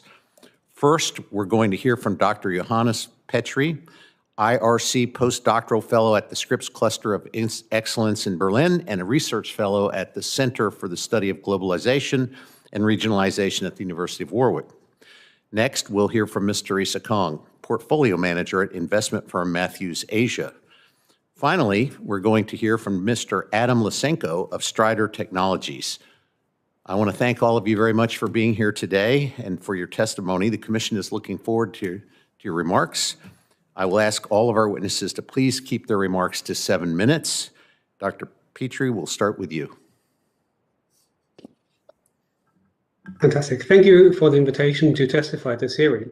In my written statement, I was asked to address a number of more specific questions on China's portfolio investment regime, index providers, and U.S. investment restrictions. And I will try to combine those issues in my remarks by offering a broader picture of China's capital markets and the global integration based on several years of my research. So to understand China's portfolio investment regime, it's important to acknowledge that capital markets in China function quite differently than global markets. So in essence, this means that rather than the underlying principle of markets being the achievement of efficient outcomes through enabling the creation of private profit and the free flow of capital, capital markets in China are also designed to enable state control over market activities while market outcomes are directed towards national development policies. And this is really ingrained in how markets are organized in their very infrastructures. And this different logic of organizing markets also extends into China's investment regime. So on the one side, a more integrated and professionalized capital market is very much in China's national development interest. However, they lack the knowledge and expertise to develop this independently, so global institutions have a role to play in this process. On the other side, the authorities are quite wary of losing control over their markets. So while it is important to have a strong financial sector, this should be independent and without foreign influence, let alone dominance. So rather than simply opening up their markets, the Chinese authorities try to manage the market opening process. And the market infrastructures that link Chinese with global markets, such as the RQF investor scheme, but especially Stock or Bond Connect, are designed to facilitate national development policies while maintaining this control over markets. And I describe this in more detail in my written testimony and cited research, and I won't go into detail here. However, this regime has implications for Chinese listed companies and the financial industry. So first of all, as was already discussed in a previous panel, stock markets in China are not primarily designed to enable an open market for corporate control, such as M&As, and funding is also not the primary purpose of capital markets because a lot of companies in China have access to bank loans. Capital markets are much more directed towards corporate reform with the aim of creating national champions. This started with SOEs, but is also extended to private companies and linked to industrial policies such as Made in China 2025. And thereby, a certain degree of foreign investment is quite helpful. However, foreign investment is not meant to translate into foreign control or dominance of Chinese companies. That's why you have a 30% cap in a lot of industries. However, this limited foreign investment translates into several national development aspects, if you will. On the one side, foreign investors help to develop Chinese capital markets more broadly. They improve listed companies' corporate governance, they professionalize the Chinese financial industry, and they stabilize the Chinese market, which is dominated by speculating retail investors. And on the second level, as strategic investors, they are much more directly involved in Chinese companies' business activities. So in the financial industry that I studied, the most pursued approach has been establishing joint ventures, which then give Chinese companies access to training facilities, technology, and the international business networks of their global partners, thereby facilitating this creation of national champions. And I believe Adam's testimony will speak to that in more detail. So in this process, foreign ownership in Chinese Asia has increased from 0.5 to 4% since 2014. And mainly this has been due to index inclusions. And I realized that in the previous panel, a lot of discussion was about savvy investors, but actually there's a difference between the different types of investors that are active in Chinese markets. Yes, you have your big investment banks and brokers and hedge funds there, but a big shift came from index providers, or rather index funds, which are steered by index providers, which have become key actors in global markets.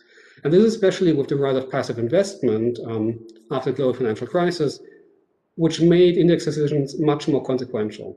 Because passive funds simply replicate an index and changes in index composition lead to quasi-automatic asset reallocations. So the inclusion and exclusion and weighting of companies or countries, such as China, in indices is based on criteria defined by index providers, whereby they steer capital. And with respect to China, since 2017, China has been included into most major stock and bond indices. And while index providers had pondered whether to include China since at least 2013, the main reason for repeated non-inclusions was restricted investor access to China's capital markets. This, however, changed with Stock Connect, as foreign investors were much more willing to invest into China. So these different infrastructures that link China with global markets are really important here. And therefore, the index inclusion was actually quite a boon for China's integration into global markets, as it attracted long-term investors, which were now forced to invest into China through the index inclusion. The mechanism, however, maintained these Chinese characteristics of how markets function. So Stock Connect allows investment flows while maintaining capital controls and the monitoring of trading behavior and so on.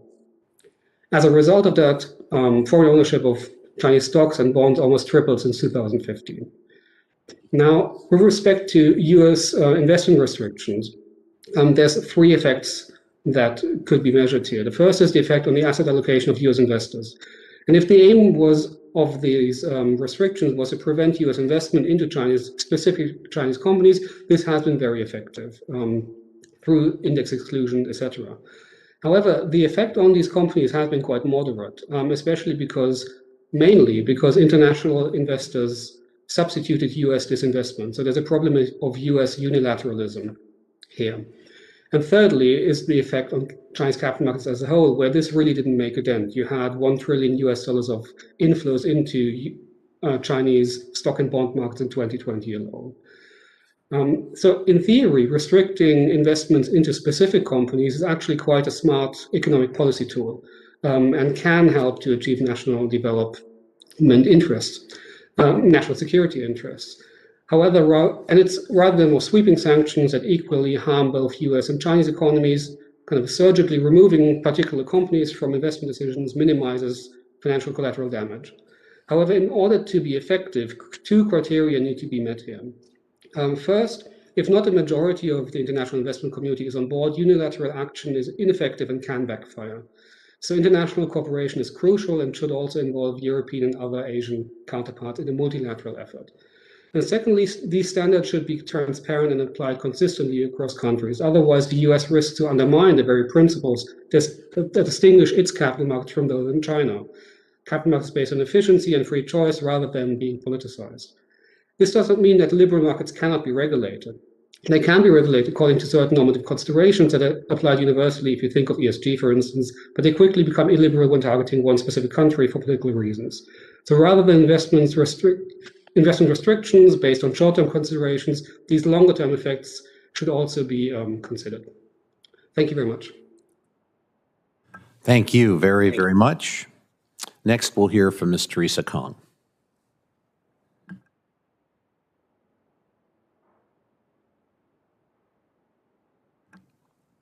Ms. Kong, can you hear me? Yes. Commissioners, thank you for the opportunity to speak to you.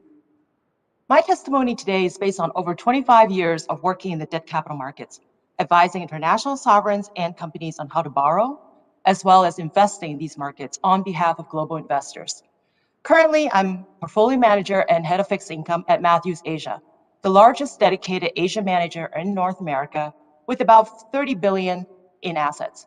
We take a long-term investment horizon of at least 3 and many times much, much longer periods of time in these assets. So you're hearing directly from the bond girl. I would like to address 3 key questions: the why, the how, and the implications of US investments in China. First, what are the motivations? The key motivation behind US investments, just like in most other places, is indeed return. However, returns always come with risks and uncertainties. And the major dimension of risks for most Americans investing in bonds abroad are credit, currencies, and interest rates, with the biggest risk in investing in Chinese corporates being the credit component. While the overall default rates in China is rising, it is still very low relative to international markets. By our estimates, the default rate for 2020 stood at around 1%, compared to 6% of US high yield. Over time, though, I want to highlight the fact that we do expect default rates in China to go up. And this is due to structural forces that have kept default rates low. So for example, state support is one very important factor. It is, however, really important to remember that defaults are a necessary evil in well-functioning developed markets. By allowing poorly managed companies or ones with unsustainable capital structures to default, the Chinese government is preventing moral hazard, thus enforcing good governance and fiscal discipline. I would be remiss to not address a very key question that I often get asked. Can we even trust the numbers?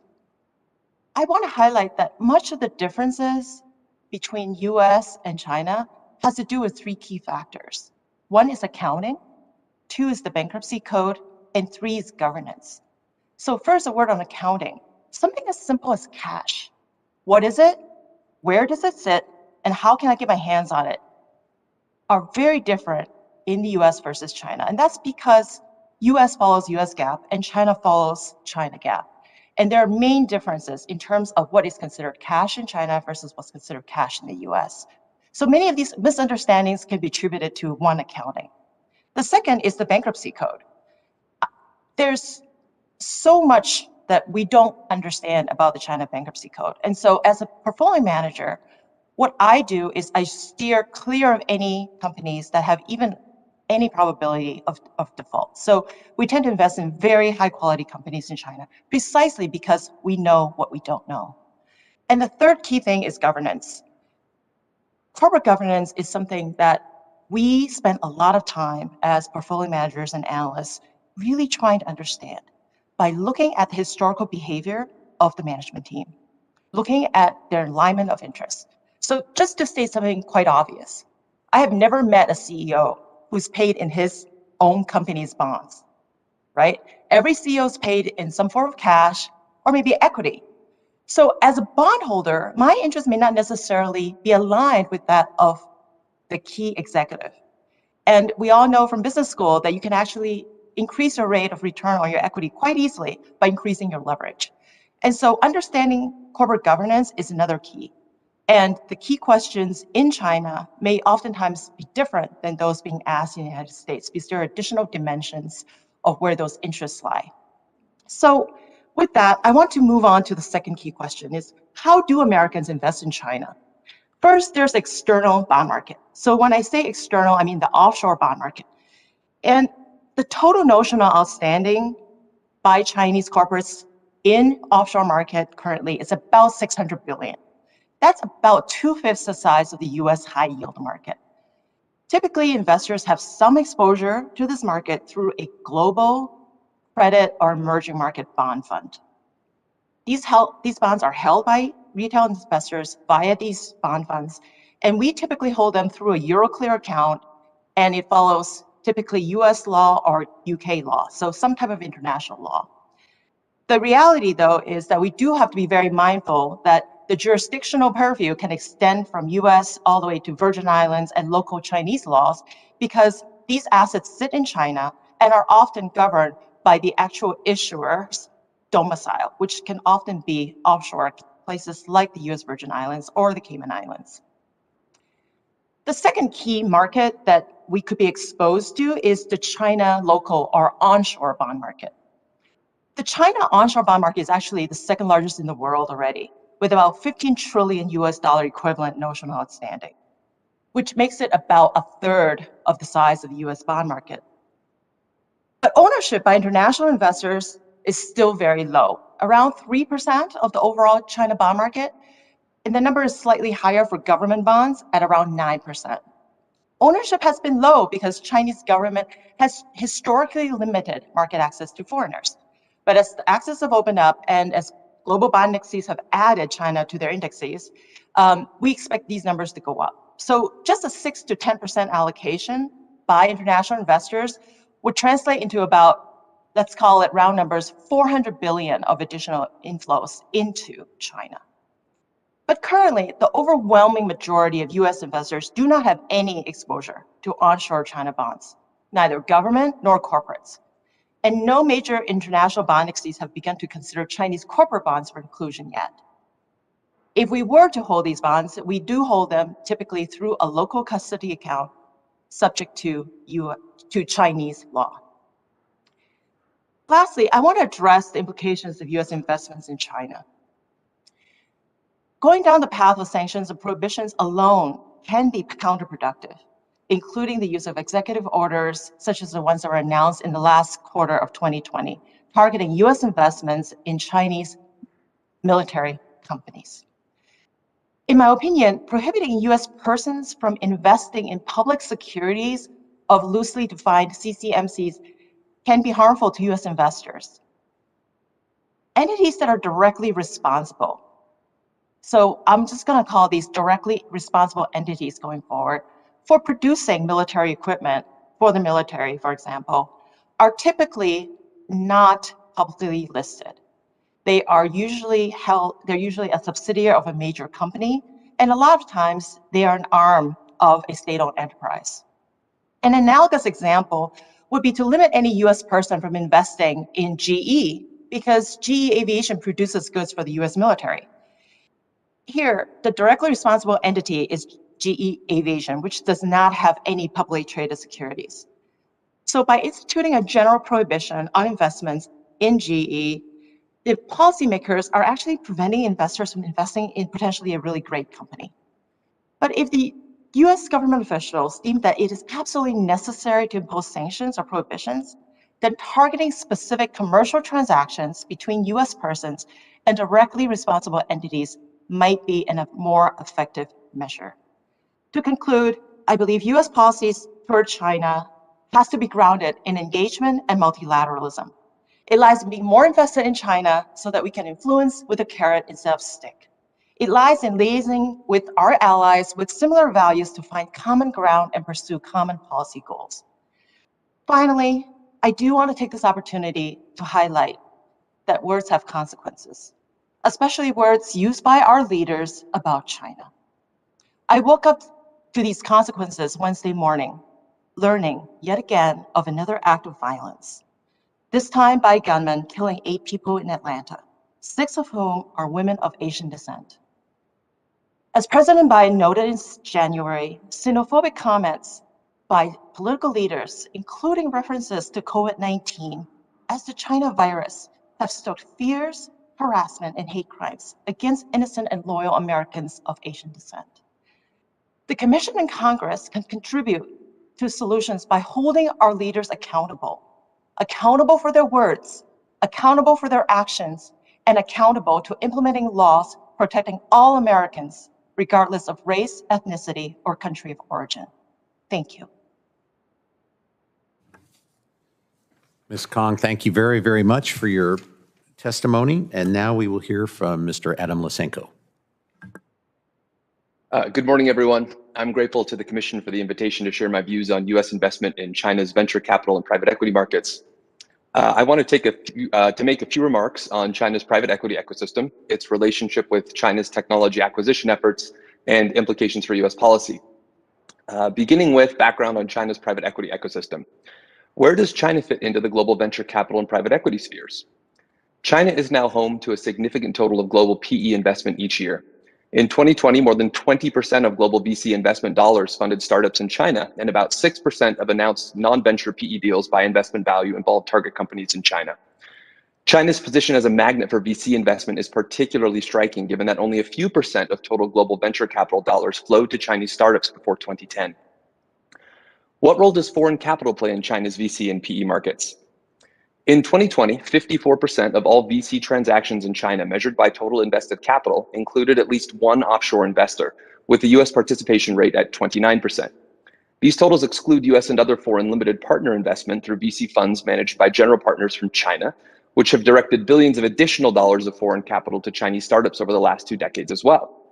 By total announced investment, foreign non-venture capital PE investors matched or narrowly outspent their onshore Chinese counterparts in each of the last 2 years, making foreign investors relatively more heavyweight players in China's non-venture capital PE ecosystem. In terms of relation to China's technology acquisition efforts, where does foreign VC investment fit into China's technology acquisition plans?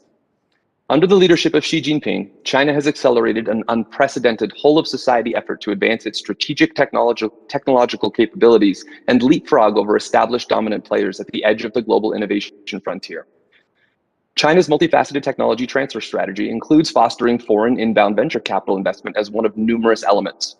This alone is worthy of policy consideration, regardless of whether a careful weighing of benefits and risks finds that there are indeed unacceptable costs to foreign participation in China's PE ecosystem, and particularly to foreign investment in Chinese technology firms. How do Chinese startups rely on foreign engineering and entrepreneurial talent? The most important reliance China's startups have on foreign talent is their dependence on Chinese entrepreneurs and engineers who have studied abroad or worked for foreign firms before returning to China. By the end of 2019, 4.2 million out of 4.9 million Chinese nationals, or 86%, had gone home after completing studies abroad, giving China an infusion of nearly 4 million new workers with overseas training or experience from 2009 to 2019. And external survey data indicate close to an additional 1 million Chinese nationals returned home in 2020 thanks to travel restrictions tied to the COVID-19 pandemic, as well as more onerous immigration and visa policies in places like the United States. Another important foreign cohort supporting China's technology startups consists of foreign engineers at research and development centers and international technology clusters found in the United States and other developed economies. Finally, touching on US policy implications, what role should US government take? The US government needs to lead out on crafting solutions to challenges presented by China's state-led, market-oriented overseas technology acquisition strategy. Free markets cannot address these challenges effectively on their own because China is using its influence to alter domestic and foreign economic actors' incentives within free markets to foster its own desired outcomes, often at the expense of US and other foreign interests. US economic actors are not fully internalizing the costs of their behaviors vis-a-vis China because they do not have to directly bear those costs. Government can fill this leadership role in three important ways. One, bring transparency and awareness to China's overseas economic statecraft ambitions and strategies. Government can help private market participants better price the risks of engaging with China across various economic conduits by tracking, understanding, and educating on China's evolving efforts to acquire foreign technologies and expertise. Even today, there remains a worrying lack of understanding among many US research institutions, multinational corporations, financial investors, and others about the scope and purposes of China's global technology acquisition strategy. In order to accomplish this goal, government should consider forming a central body in charge of understanding and monitoring China's technology acquisition efforts, providing better tools for government to collect relevant information, and giving itself more authority to proactively warn private market players of specific risks. Two, counter the distorted economic incentives China has introduced into international markets with appropriate policy.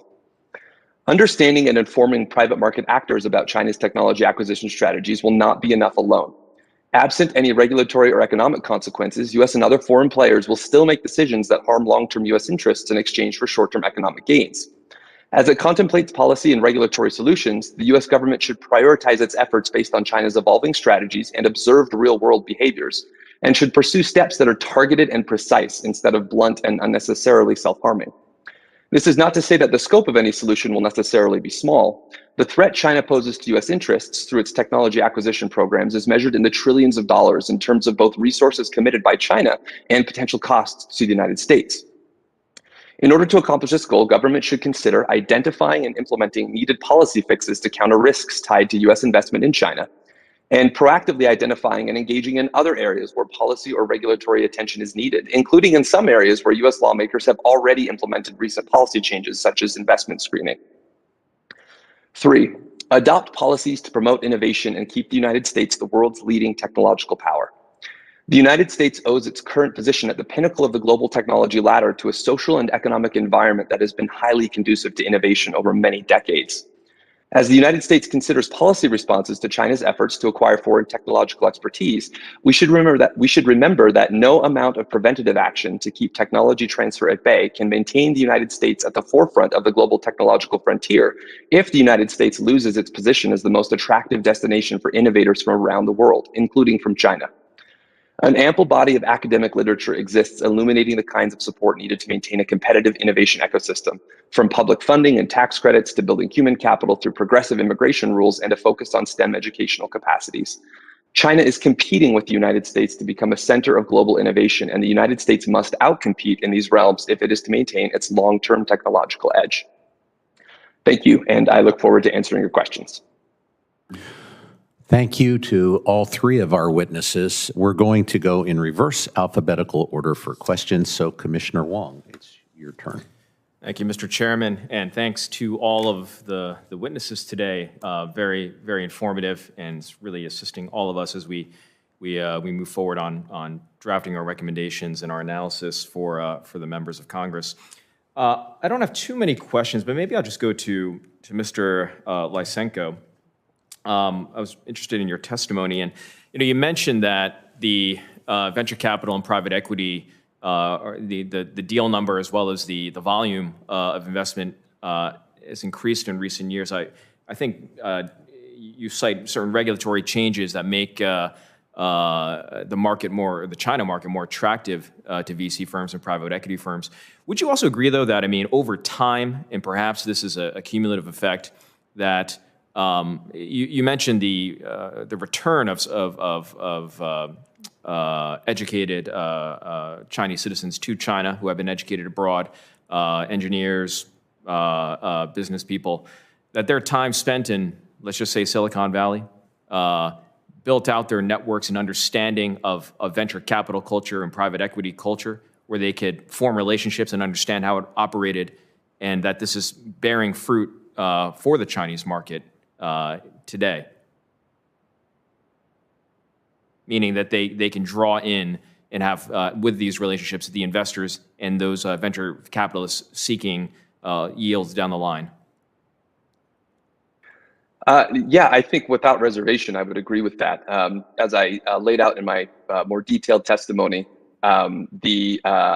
even today, where you have an ecosystem in China that is producing more engineers, creating more experienced venture capitalists, these foreign return investors, entrepreneurs, engineers are still accounting for a high proportion of the newly formed startups in China, including some of those that within the United States we view as being potentially challenging to U.S. interests.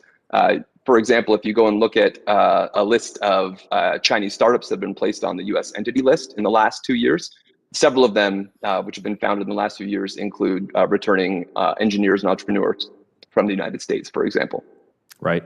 It's more of an observation than a question, but the process of let's just focus on venture capital is not easy.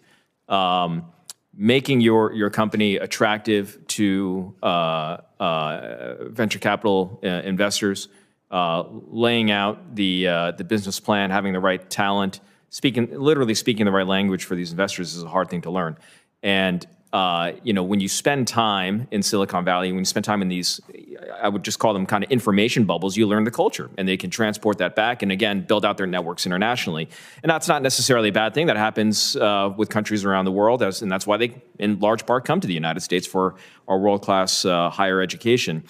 But you mentioned this, in parallel, there's also these info bubbles around the national security aspects of the U.S.-China economic relationship. And you mentioned this where you are advocating for greater information provision, greater education, greater give and take with the investor community on the Chinese government's strategic goals in the industrial space and the technological space. And it's when you live in Washington, D.C., and when you study these issues like you do and the others on this panel, you kind of feel like this information is just out there and people know it, especially now that the U.S.-China competition and U.S.-China policy has taken such a forefront role in our foreign policy. But, my experience when I go to Silicon Valley, when I go to New York, when I go to other places, is that the thinking on the China strategy might be lagging 5 to 10 years, just speaking in general. So I would agree with you that a piece of this, not obviously a sufficient one, but a piece of our approach on this issue is greater give and take between the national security community, between the government and the investor community, breaking down these information bubbles so that we are all working with the same set of information about Chinese intentions and policies. More of a comment than a question. Thank you. And I'll just respond by saying I agree. Yeah. Thank you, Commissioner. Commissioner Wessel, it's your turn. Thank you. Thank you all for being here. And Ms. Wong, thank you for your comments regarding not only the acts in Atlanta this past week, but the overall concerns of the community, which I think we all take to heart and we wrestle with here in terms of we are a U.S.-China Commission, so our policies and focus is with regard to the CCP. Many of our concerns, human rights, other challenges, apply to other nations as well. But Congress has restricted our mandate. So thank you for your comments, and please don't take any of the comments we or any I or any of my colleagues may make about China as being, limited in their concerns, if you will. Mr. Lysenko, let me ask you a question regarding transparency, because VC is in a different realm. It is not subject to the same market disclosures, et cetera, because, until it becomes a public investment. What access do you have, or are you aware of your colleagues who study it, into VC activities in China? Going out to Silicon Valley, going up to Boston, not only Route 128, but, if you go to MIT and just walk around the corner, the number of other, investors and other companies there is phenomenal. Are we given the same kind of access? Do you have the same kind of access to understand what's happening in China that they and other countries have here? I think there's definitely an informational disparity, just broadly between China and the United States.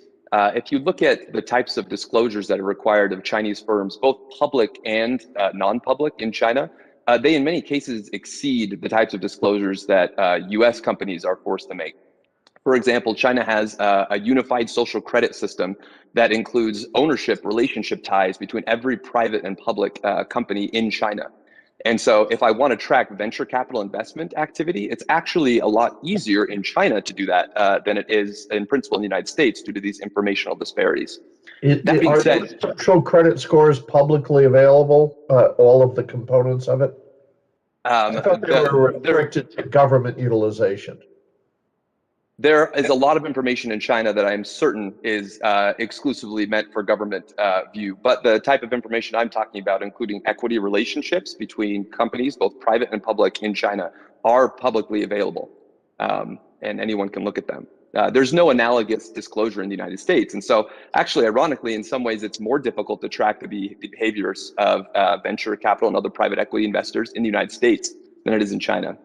That being said, there are some great companies out there, mostly in the private market, like Preqin or PitchBook or CB Insights, who have tried to take on this problem by using innovative tools, relationships with investors to pull data together in a way that's very useful. And so, like other researchers looking at the venture capital and private equity spaces, I'm heavily reliant on information provided by those commercial data providers. Okay. Ms. Wong, you and I enjoyed your comment about being the bond girl at the front end. You talked about CEOs in China not being paid in bonds and debt instruments. That's not a component of U.S. pay either, is it? That's absolutely right. My point there is to show that corporate governance and the questions that we ask are actually very consistent across the world. And we find the same type of malfeasance in the United States as we do in places like China. But in terms of bonds in China, do bondholders have preferential claims in bankruptcy to assets over equity holders? Is it similar to what occurs here? That's a really great question. So the bankruptcy code in the United States has many decades, over almost now a century of precedents, where an investor can rely on to see whether rules such as structural subordination and absolute seniority are followed. In China, If you are at a subsidiary level with securities, so if your loan is actually secured by underlying assets, you do have first claim. However, there is no such thing as relying on precedents or being able to look at historically what has happened in a bankruptcy court to induce what your recovery might be. Okay, thank you. If there's another round, would welcome other questions. Thank you. Thank you, Commissioner Wessel. Commissioner Talent, your turn.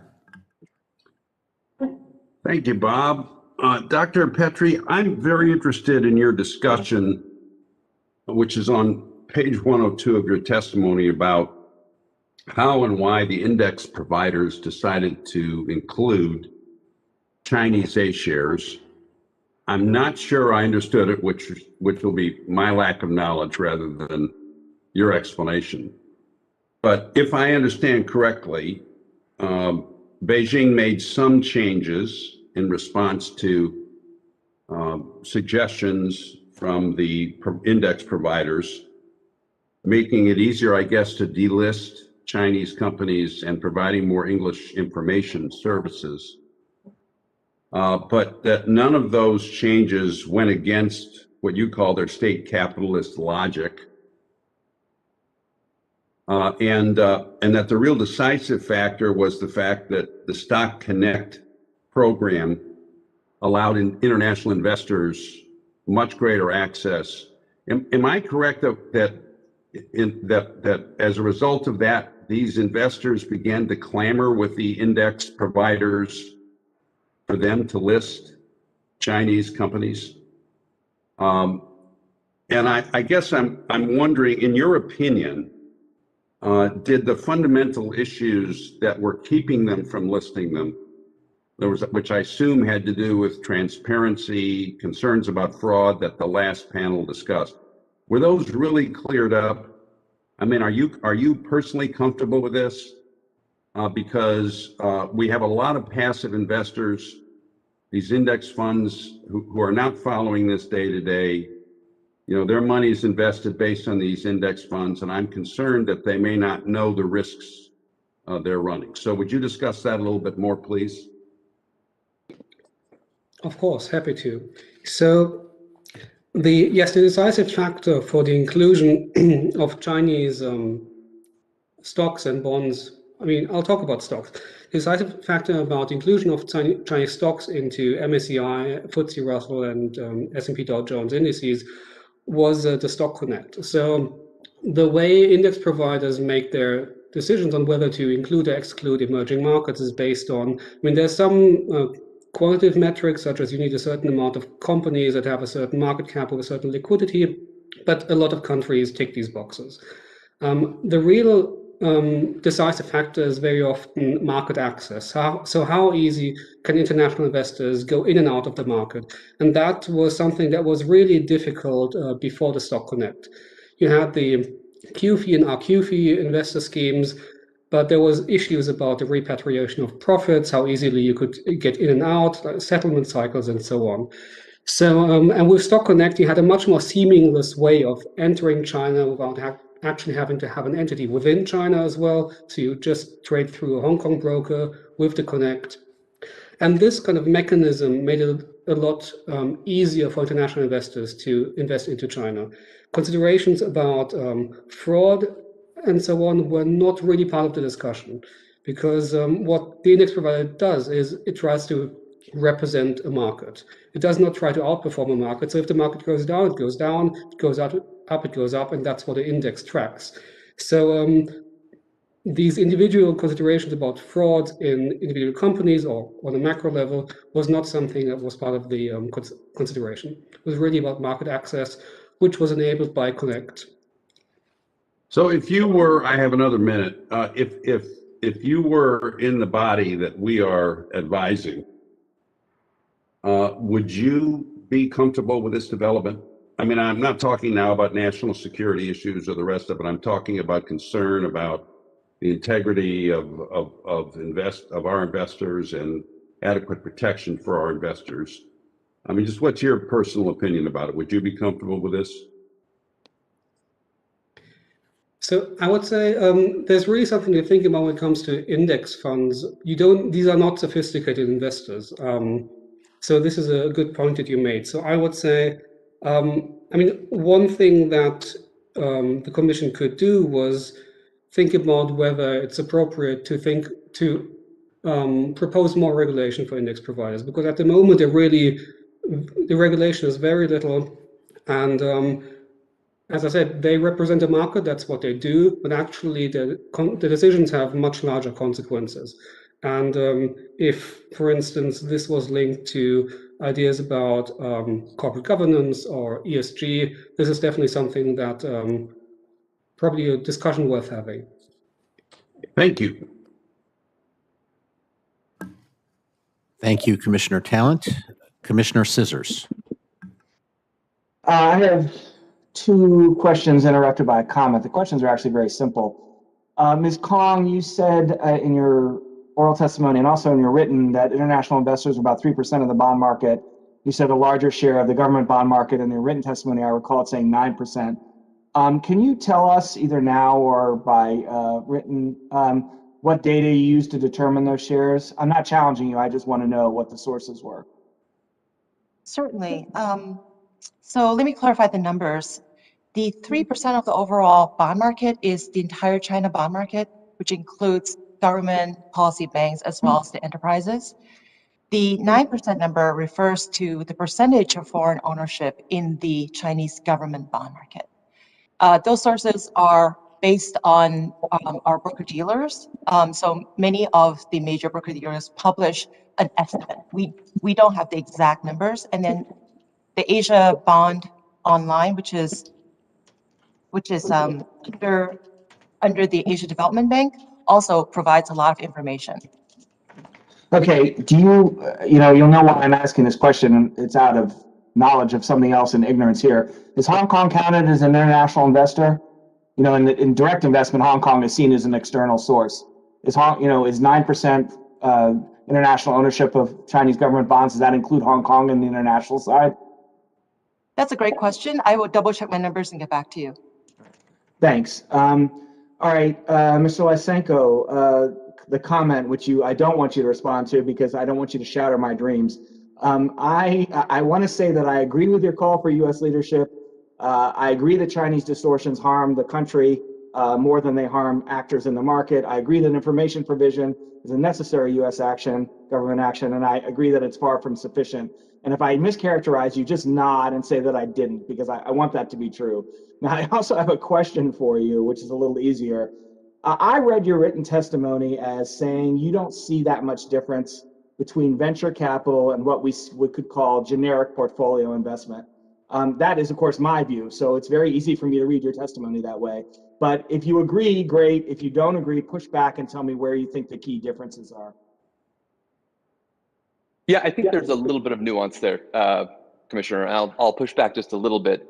What they have in common is that, by and large, most U.S. venture capital investors in China are going to be characterized as fund managers who are just seeking financial returns. And so the motivations for most venture capital investors and then passive portfolio investors in China are very similar, just looking for a return. But something distinct happens sometimes in the venture capital space, and that's that because these venture organizations are investing in individual startup companies, those startup companies' fate have a lot to do with the resources, the connections, the networks that the VC investors sometimes can bring to the table. And so if I'm an average Joe American, putting $5 in a U.S. listed Chinese stock, I'm not lending that Chinese company anything other than my capital. But sometimes what can happen in the venture capital private equity space is that they'll be lending more than just capital. They'll take maybe an observer seat on the board or a board seat and start to direct that company's strategy. They might make introductions to key knowledge holders outside of the company or to other intermediaries that benefit those startups down the line. In the case of some strategic investors, if you're a U.S. corporate venture capital investor looking not just for financial return, but also to create future market opportunities for yourself in China, you might have an incentive to share technical expertise and other things. So there can be a distinction where in some cases in this private equity realm, you're offering more than just capital. So the reason I asked you that question, and thank you for your answer, is I feel like we need to separate out, as commissioners in our advice to Congress, the generic portfolio investment has the more naive investor. They're not as connected and so on. Their exposure there is just money. Do we want them to be able to invest freely in China, which is a good thing, but they don't know what the hell's going on, so we may want to protect them. The venture capital side, they're much more sophisticated. We don't need to protect them. They don't need protection, as has been brought up before. We need to worry about them, that they may be bringing a little too much to the table in certain, I don't want to put words in your mouth. I need to worry about them, that they may be bringing a little too much to the table in certain key sectors. So the commission has brought up both concerns, and I was just trying to get at, for most generic portfolio investment, there's one kind of concern, which is protecting the investor, and for venture capital, the concern shifts more to protecting the country. I think that whether or not those risks are real and need to be addressed with policy in the VC space is beyond the scope of my expertise. But I do agree that there are different considerations in those two buckets that merit separate consideration. Yeah. Thank you. Thank you, Commissioner, and thank you, Mr. Lysenko. Commissioner Camphausen. Thank you very much to our panel. Ms. Kwong, I have a question for you, and it's certainly not my area of expertise, so please bear with me. In your written testimony, you say, in my professional opinion, prohibiting U.S. persons from being able to invest in public securities of loosely defined Communist Chinese military companies, CCMCs, is detrimental to U.S. investors. And you give two reasons. One, it hampers the ability of asset managers to perform their fiduciary duties to the best of their abilities. And secondly, so that's more an inhibition that you argue is not useful to them as they manage assets. But then you say it's also not likely to work because the CCMCs are usually not entities on their own. They're DREs, as you refer to them. And so, or I should say they're subsidiaries of DREs. And you use the example of GE and GE Aviation. This is a very helpful set of insights, but I guess my question is, are there other reasons? Are there other factors? I mean, apart from we can't do our job as well, and in any case, it's not likely to work because they just don't exist as, these companies don't exist as separate entities. Are there other factors that maybe with a little more time you could elaborate on? Certainly. Thank you very much for that question, Commissioner. The one thing that I did not mention is just the fact that these securities have already been placed in the primary market. So they're currently trading in the secondary market, meaning that the capital has already been invested in these companies. And so, for example, when the executive order came about, owning a subsidiary, which is an agricultural chemical company, which has very little, if anything, to do with the Chinese military company, was in fact kept under this executive order because it's a 100% owned subsidiary, right? And so at that point, we're faced with the question of, do we sell it now when there's no buyer, right? Think about it this way, that you need a buyer in order for us to potentially sell the security. And the actual capital has already been taken in by this company because now it's all trading in secondary market. So it really, from a first order effect, it doesn't affect the company at all. If anything, the first order effect is that now the US investor may actually have to take a mark-to-market hit, and if in fact that security is sold, will take a real loss just because of this specific regulation. That's more of a minor point because over the long run, the second order effect, I think, will actually limit the demand for capital for that particular subsidiary. So over long run, it will have some effect. But I think the primary two reasons you cited, as I've explained in my written testimony, are in fact the most important ones. That most of these military companies, by and large, are not publicly traded. And because so many companies in China are large conglomerates, we end up basically being prevented from investing in a lot of really good companies out there that may actually be offering a very attractive return given the underlying risks. Thanks very much. Yield back my time. Thank you, Commissioner. Commissioner Goodwin.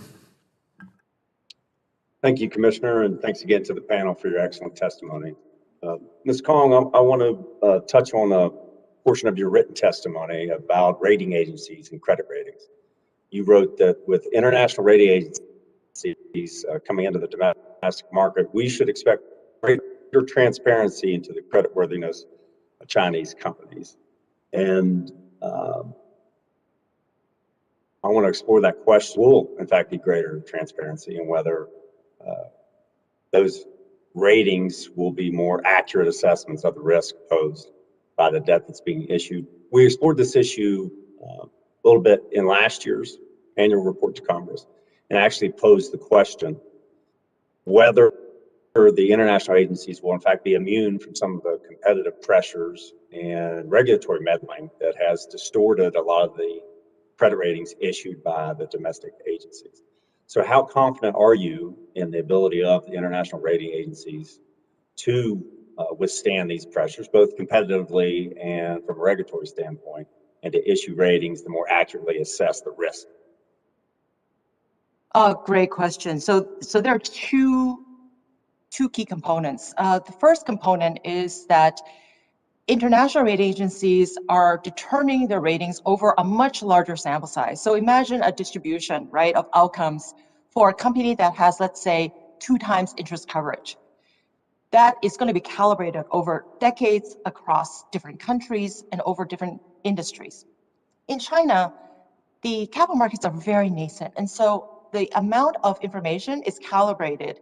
The rating is calibrated over a much smaller time period, over a much smaller subset of industries. And as a result, because there has been so few defaults, almost all of these ratings, will tend to be, they look very, very optically high. But international rating agencies will look at the same company with 2 times interest coverage and will most likely calibrate substantially lower because internationally we've had substantially more defaults. So that's the first part of my answer. The second part of the answer actually has to do with the fact that it is the company itself that typically pays for the rating, which means that if a company decides not to pay for an international company to do a rating because it's not required, because the majority of their investor base are based in China, then we're not going to get that transparency. So I just make sure I'm understanding you. So depending upon the model of compensation, and obviously some of the rating agencies are in fact paid by the issuer as opposed to being paid by investors, those competitive pressures to issue perhaps inflated ratings that help them garner more business will still be there, correct? That is correct. I will say that a lot of companies decide not to go with the big 3 international rating agencies just because their investor base have become increasingly local and they do not require, for example, large US investors to actually be part of the book building process in a primary issuance. I think that if a company is interested in attracting foreign capital, specifically the money centers of New York and London, then having an rating from one of the big 3 is very important because a lot of our institutional investors and their risk buckets are based on those ratings. So for example, right, an insurance company in the United States has very strict limitations in terms of what percentage of that insurance portfolio, the general insurance portfolio, can be in sub-investment grade. And they only look to the big 3 agencies. Okay, and how about on the back end? I know with a string of defaults in the last quarter of last year, there was some suggestion that part of the problem was that these domestic rating agencies were reluctant to issue downgrades in the same manner that international agencies do, which is to provide an advance warning to investors about a potential default. Instead, they issued a series of successive downgrades in quick succession, resulting in multiple defaults. And part of the reason why they did that is a reluctance to issue downgrades for fear of losing. Regulators were pressuring the rating agencies to not issue downgrades for fear of the volatility it might inject into the market. Is that accurate, and would international agencies be subject to those same sorts of regulatory pressures? Rating agencies are really between a rock and a hard place. We've seen over and over, whether it's in the European banking crisis or in the current crisis, whereby a lot of, for example, emerging market countries, their ability to borrow internationally at a cost of capital that is low enough is very much predicated on the rating of a country.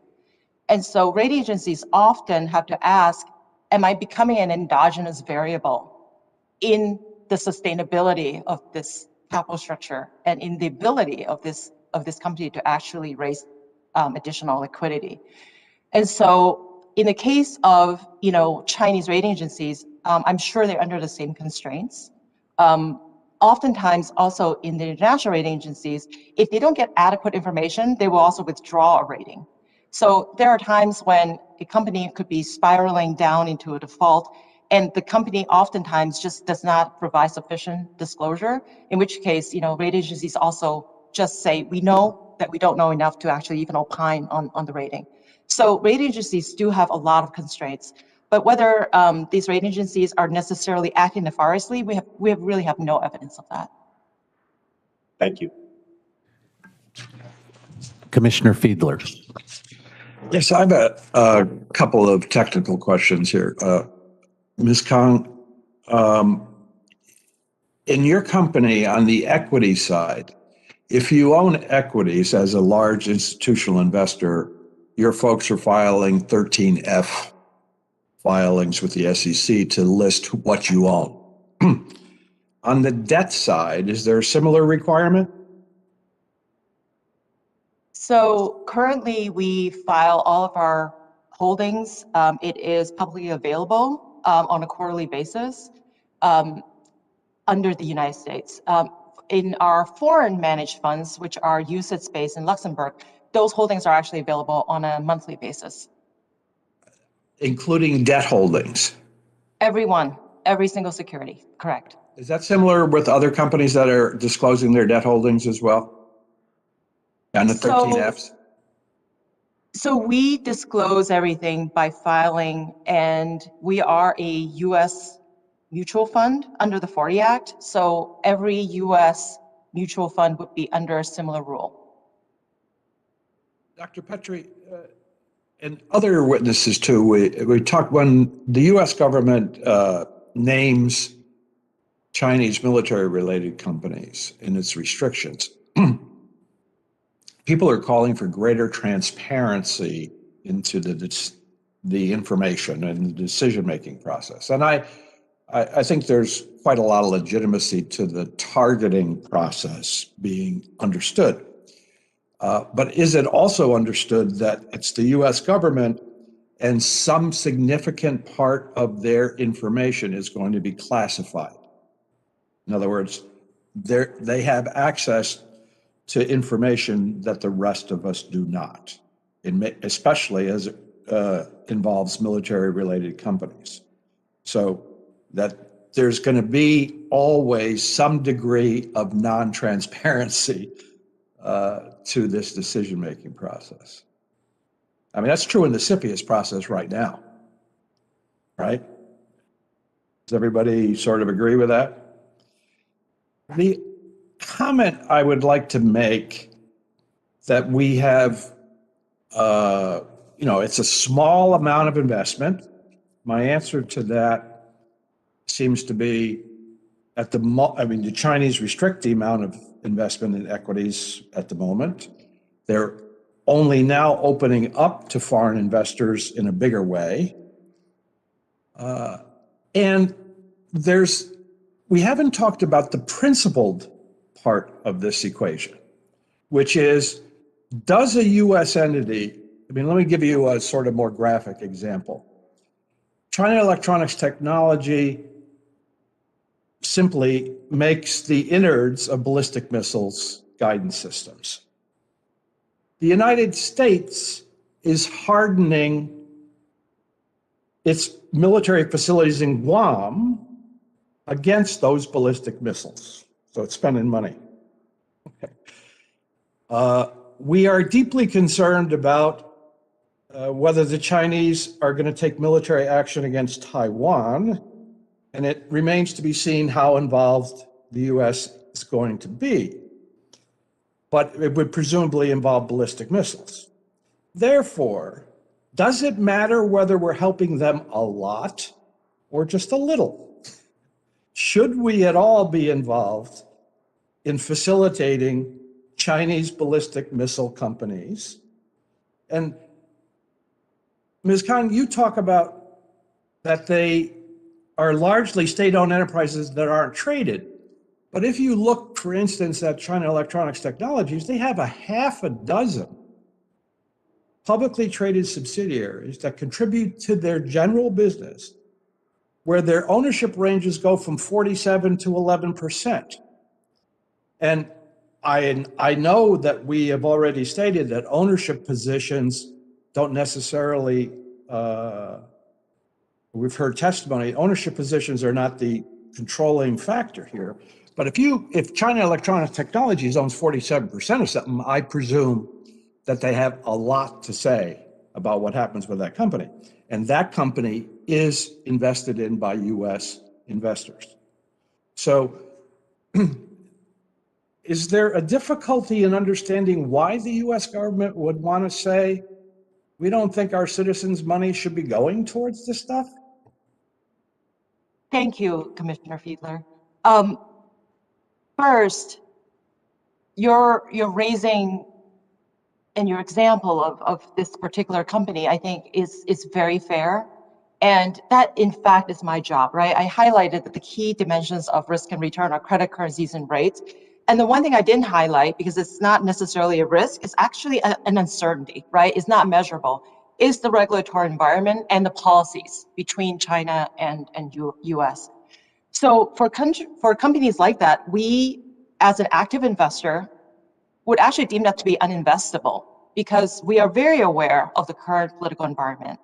And we would not want to be investing in anything that has to do with the US-China military, at least explicitly, right? We certainly don't have privy to all the information that you would. But that is a huge dimension now of our analysis.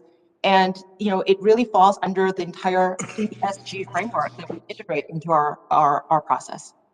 Well, I mean, I appreciate the fact that you don't, but there are a considerable number of others that are continuing to invest in those. So apparently, I mean, we've heard testimony that people don't take national security considerations into account in making their investment in their fiduciary duty. Therefore, it seems to me that it is helpful, in fact, if the US government says, no, we think that company is bad because of X, Y, and Z. And we have I think it's fair to say that the last administration was a bit hurried in its edicts on this and in the implementation of it. And the new administration has got it in its lap and seems to be not opposing the general principle, but is struggling with the implementation. And that's what we are doing in this hearing, the same thing. That's why this hearing is so important, it seems to me, to advising members of Congress who are introducing bills left and right regarding this. So the nuanced testimony that you and others have given are useful to us, but don't seem, I just want to underscore the notion that there's also principle involved in this. I mean, we have applied this to trade. We have said trade can be dangerous. What the US government is now saying is money can be dangerous and investment can be dangerous as well. And I don't think there's a broad brush that can be painted here, but it is serious business, and I appreciate your testimony today. Thank you. Yes, Johannes. Yes, if I could briefly respond to that comment.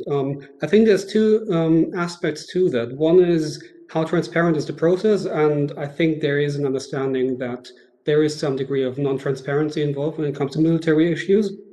The other, so the principal aspect, that makes sense. The other aspect is how efficient are these restrictions, and this I believe only works if you at least get UK investors on board, for instance, or European investors. And therefore, I believe that there's a balance between how non-transparent is the process and how many people can you actually get on board to make this more effective. So I think this is a balance that needs to be calibrated.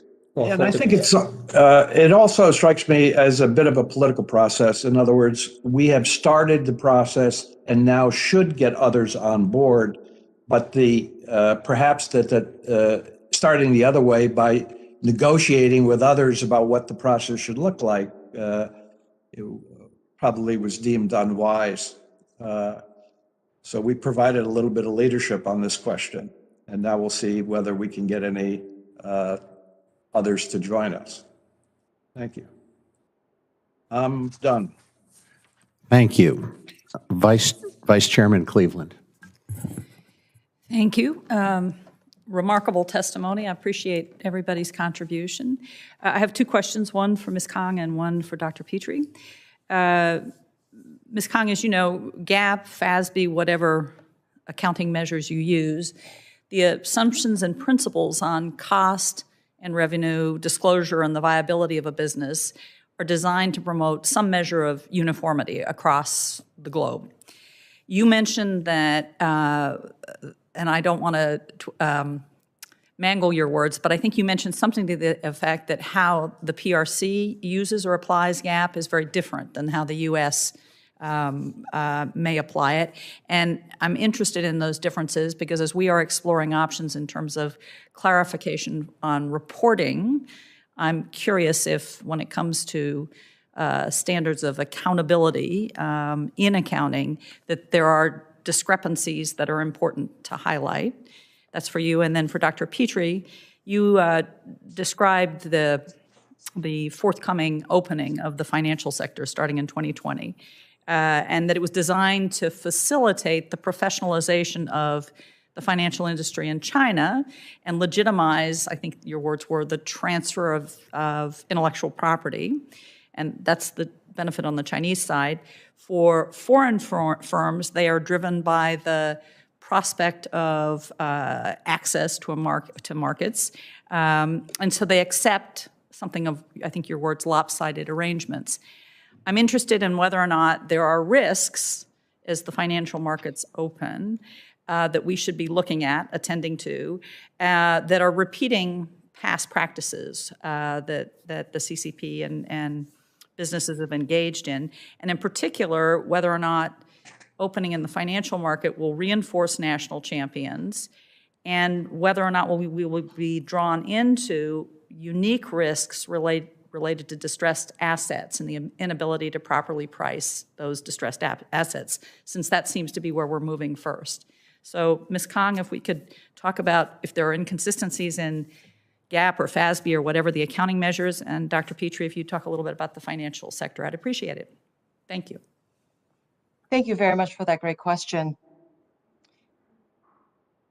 First, I want to just underscore that US follows US GAAP, US generally accepted accounting principles. China has its own set of GAAP, which differs from US GAAP in many aspects, but the general principles are the same. But to illustrate this, maybe I can just give you a very specific example. So I mentioned cash because I think all of us know what cash means, right? Well, the reality is that in the US, a company can only recognize an asset on its balance sheet as cash if, for example, it is a commercial paper with at least A1/P1 rating, and it's easily liquid. And in China, there is a similar criteria, but A1/P1 paper in China, as we've just talked about because of the ratings, may actually be issued by a corporate of much lesser credit quality. So that's the first dimension. What is it? Second, where does it sit? So as a foreign investor in any onshore jurisdiction, you always have to figure out, okay, this sits in an onshore Chinese bank account, but I'm buying the bond through an entity which is listed in the British Virgin Islands. The entity itself is a variable interest entity, a VIE structure, and therefore my ability sitting in the United States to attach these assets should there be any event of a default is very limited. And so the point here that I'm illustrating is definitely the case with places like China, where, and it's true in many foreign regions, by the way, where we as the portfolio manager has actually to do a lot of analysis and read those footnotes to really understand what something as simple as cash is. And then last but not least, Gapona, I mentioned about regulatory and legal risk. In order for a company to even pay me as a bondholder, so the coupon itself has to be signed off by several government agencies because it's considered to be a foreign exchange transaction, and the central bank plus SASC have to actually provide sufficient quota for the company to do that. And so, as you can see, something as simple as cash has many hurdles, and sometimes defaults can actually be triggered by any one of these technical defaults. Thank you. Dr. Petrie, thank you very much. That was helpful. Yes, so thank you for these interesting questions. I think there was a slight misunderstanding. What I referred to with regard to the transfer of intellectual property and these lopsided arrangements that refer to joint ventures between Chinese financial firms and global financial firms. So this changed a little bit in 2020 with the opening up of the Chinese financial sector, so that a lot of US investment banks could buy out their Chinese joint ventures and have fully owned operations within China. So this is a bit different from the joint venture aspect. But one important aspect to keep here in mind here is that, yes, these openings were also negotiated as part of the trade negotiations, but actually they were already something that was being envisioned by the Chinese government. It was just a timeline that was moved forward by a year or half a year, because they were actually quite confident that this opening up to this further opening up of the financial sector would not lead to a Wimbledonization.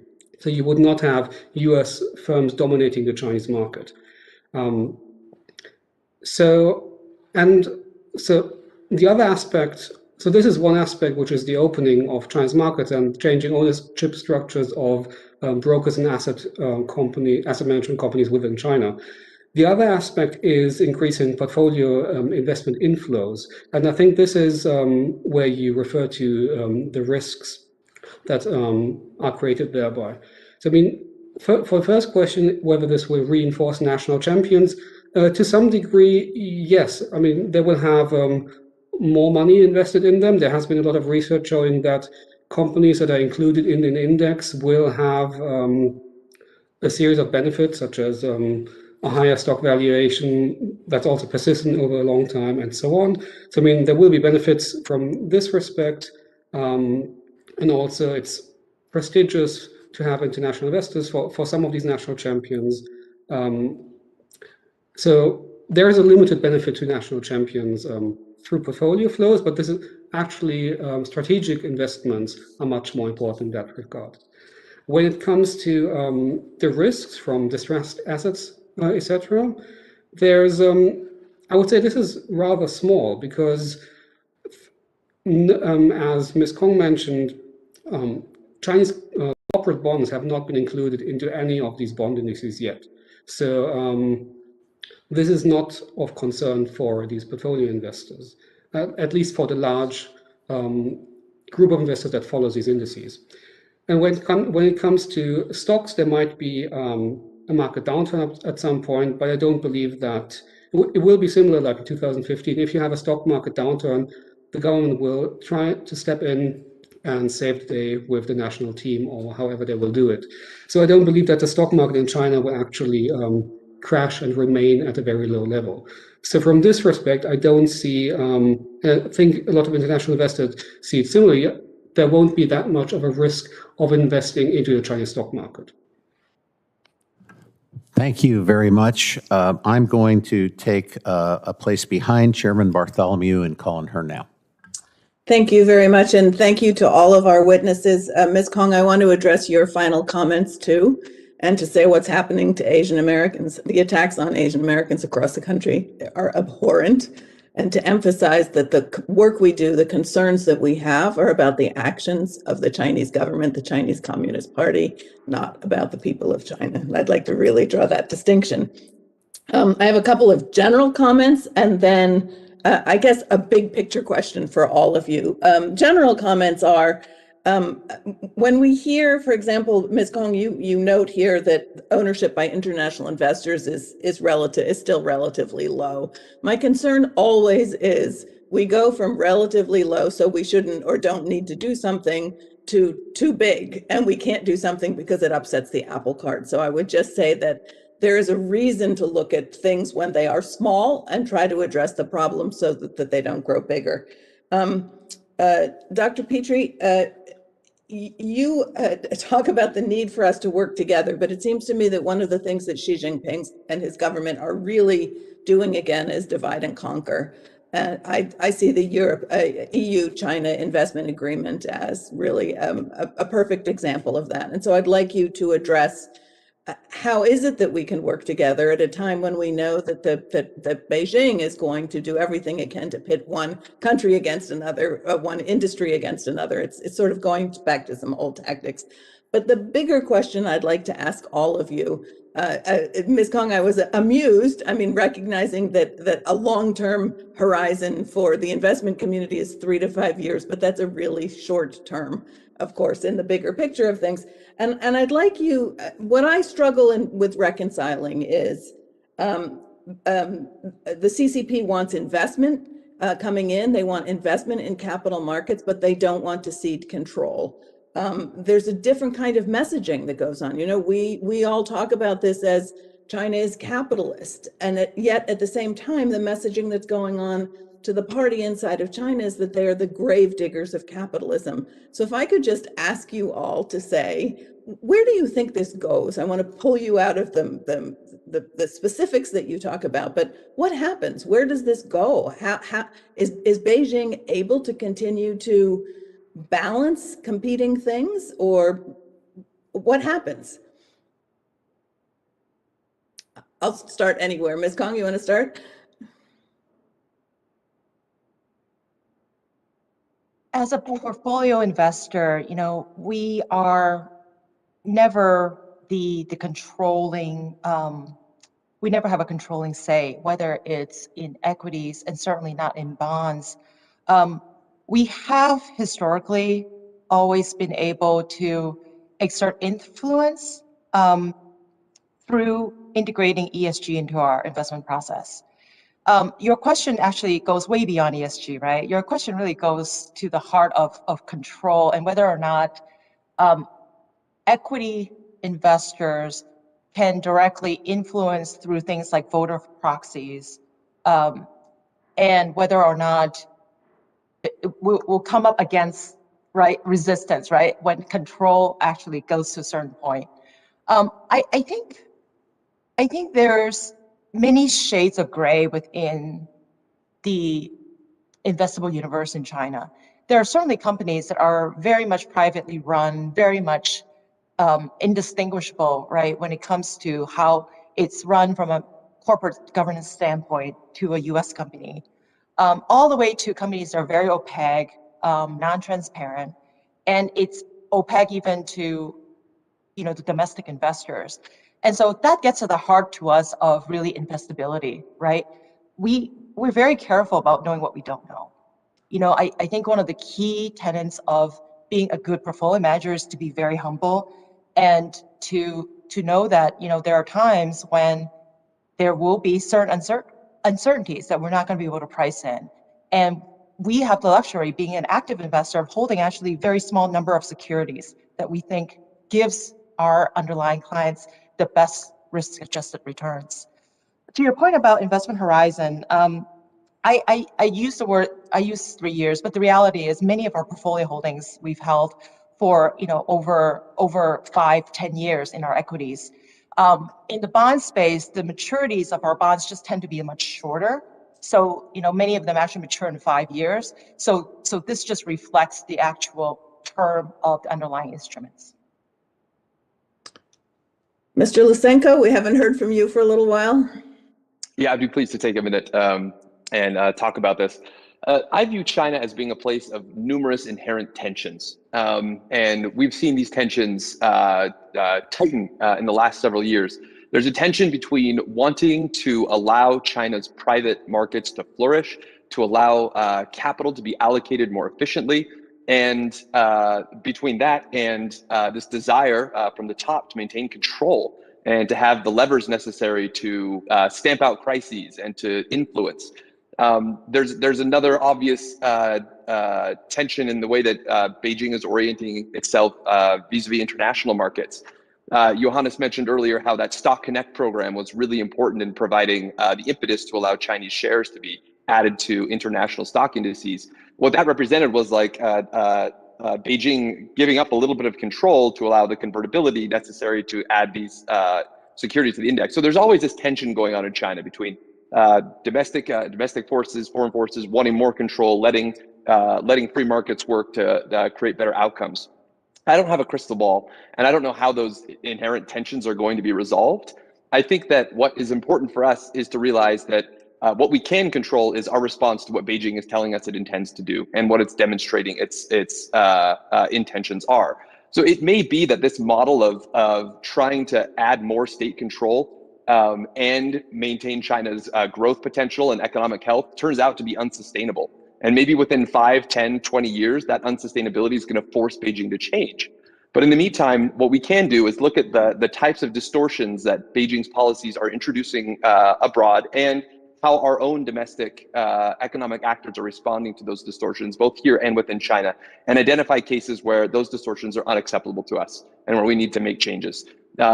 If I could tell you definitively how this would all play out in 5, 10, 15 years, I would. I wish I could. I don't know. But that's what we do know, and that's what we can control. Okay, Mr. Petrie? Thank you. Yes, I want to say that I really agree with Adam's statement right now in terms of the broader issues around the inherent tensions of China and how we could deal with them.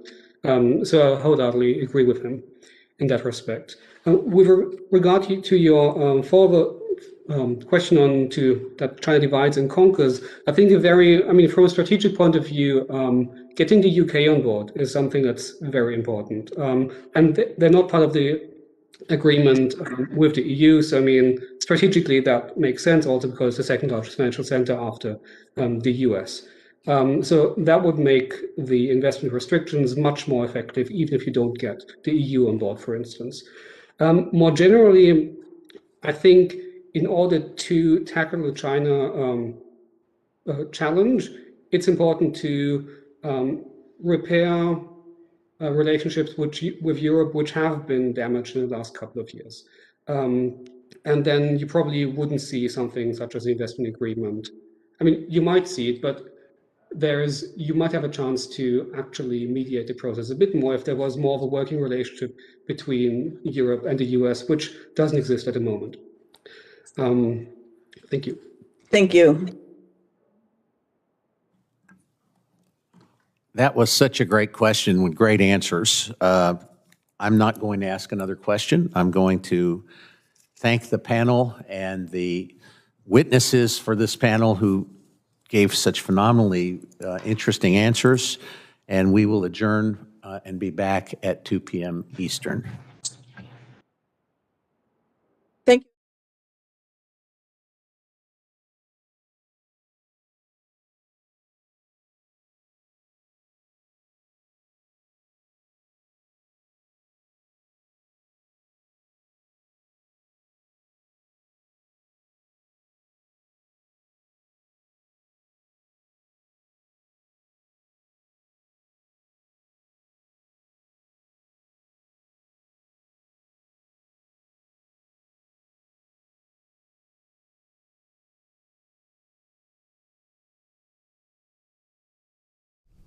Don't miss out on important news. Our videos are being deleted. So if you don't want to be cut off from honest news, take a moment to sign up for our newsletter at newsletter.ntd.com so you don't lose access to NTD. Go to newsletter.ntd.com to sign up for our evening newsletter.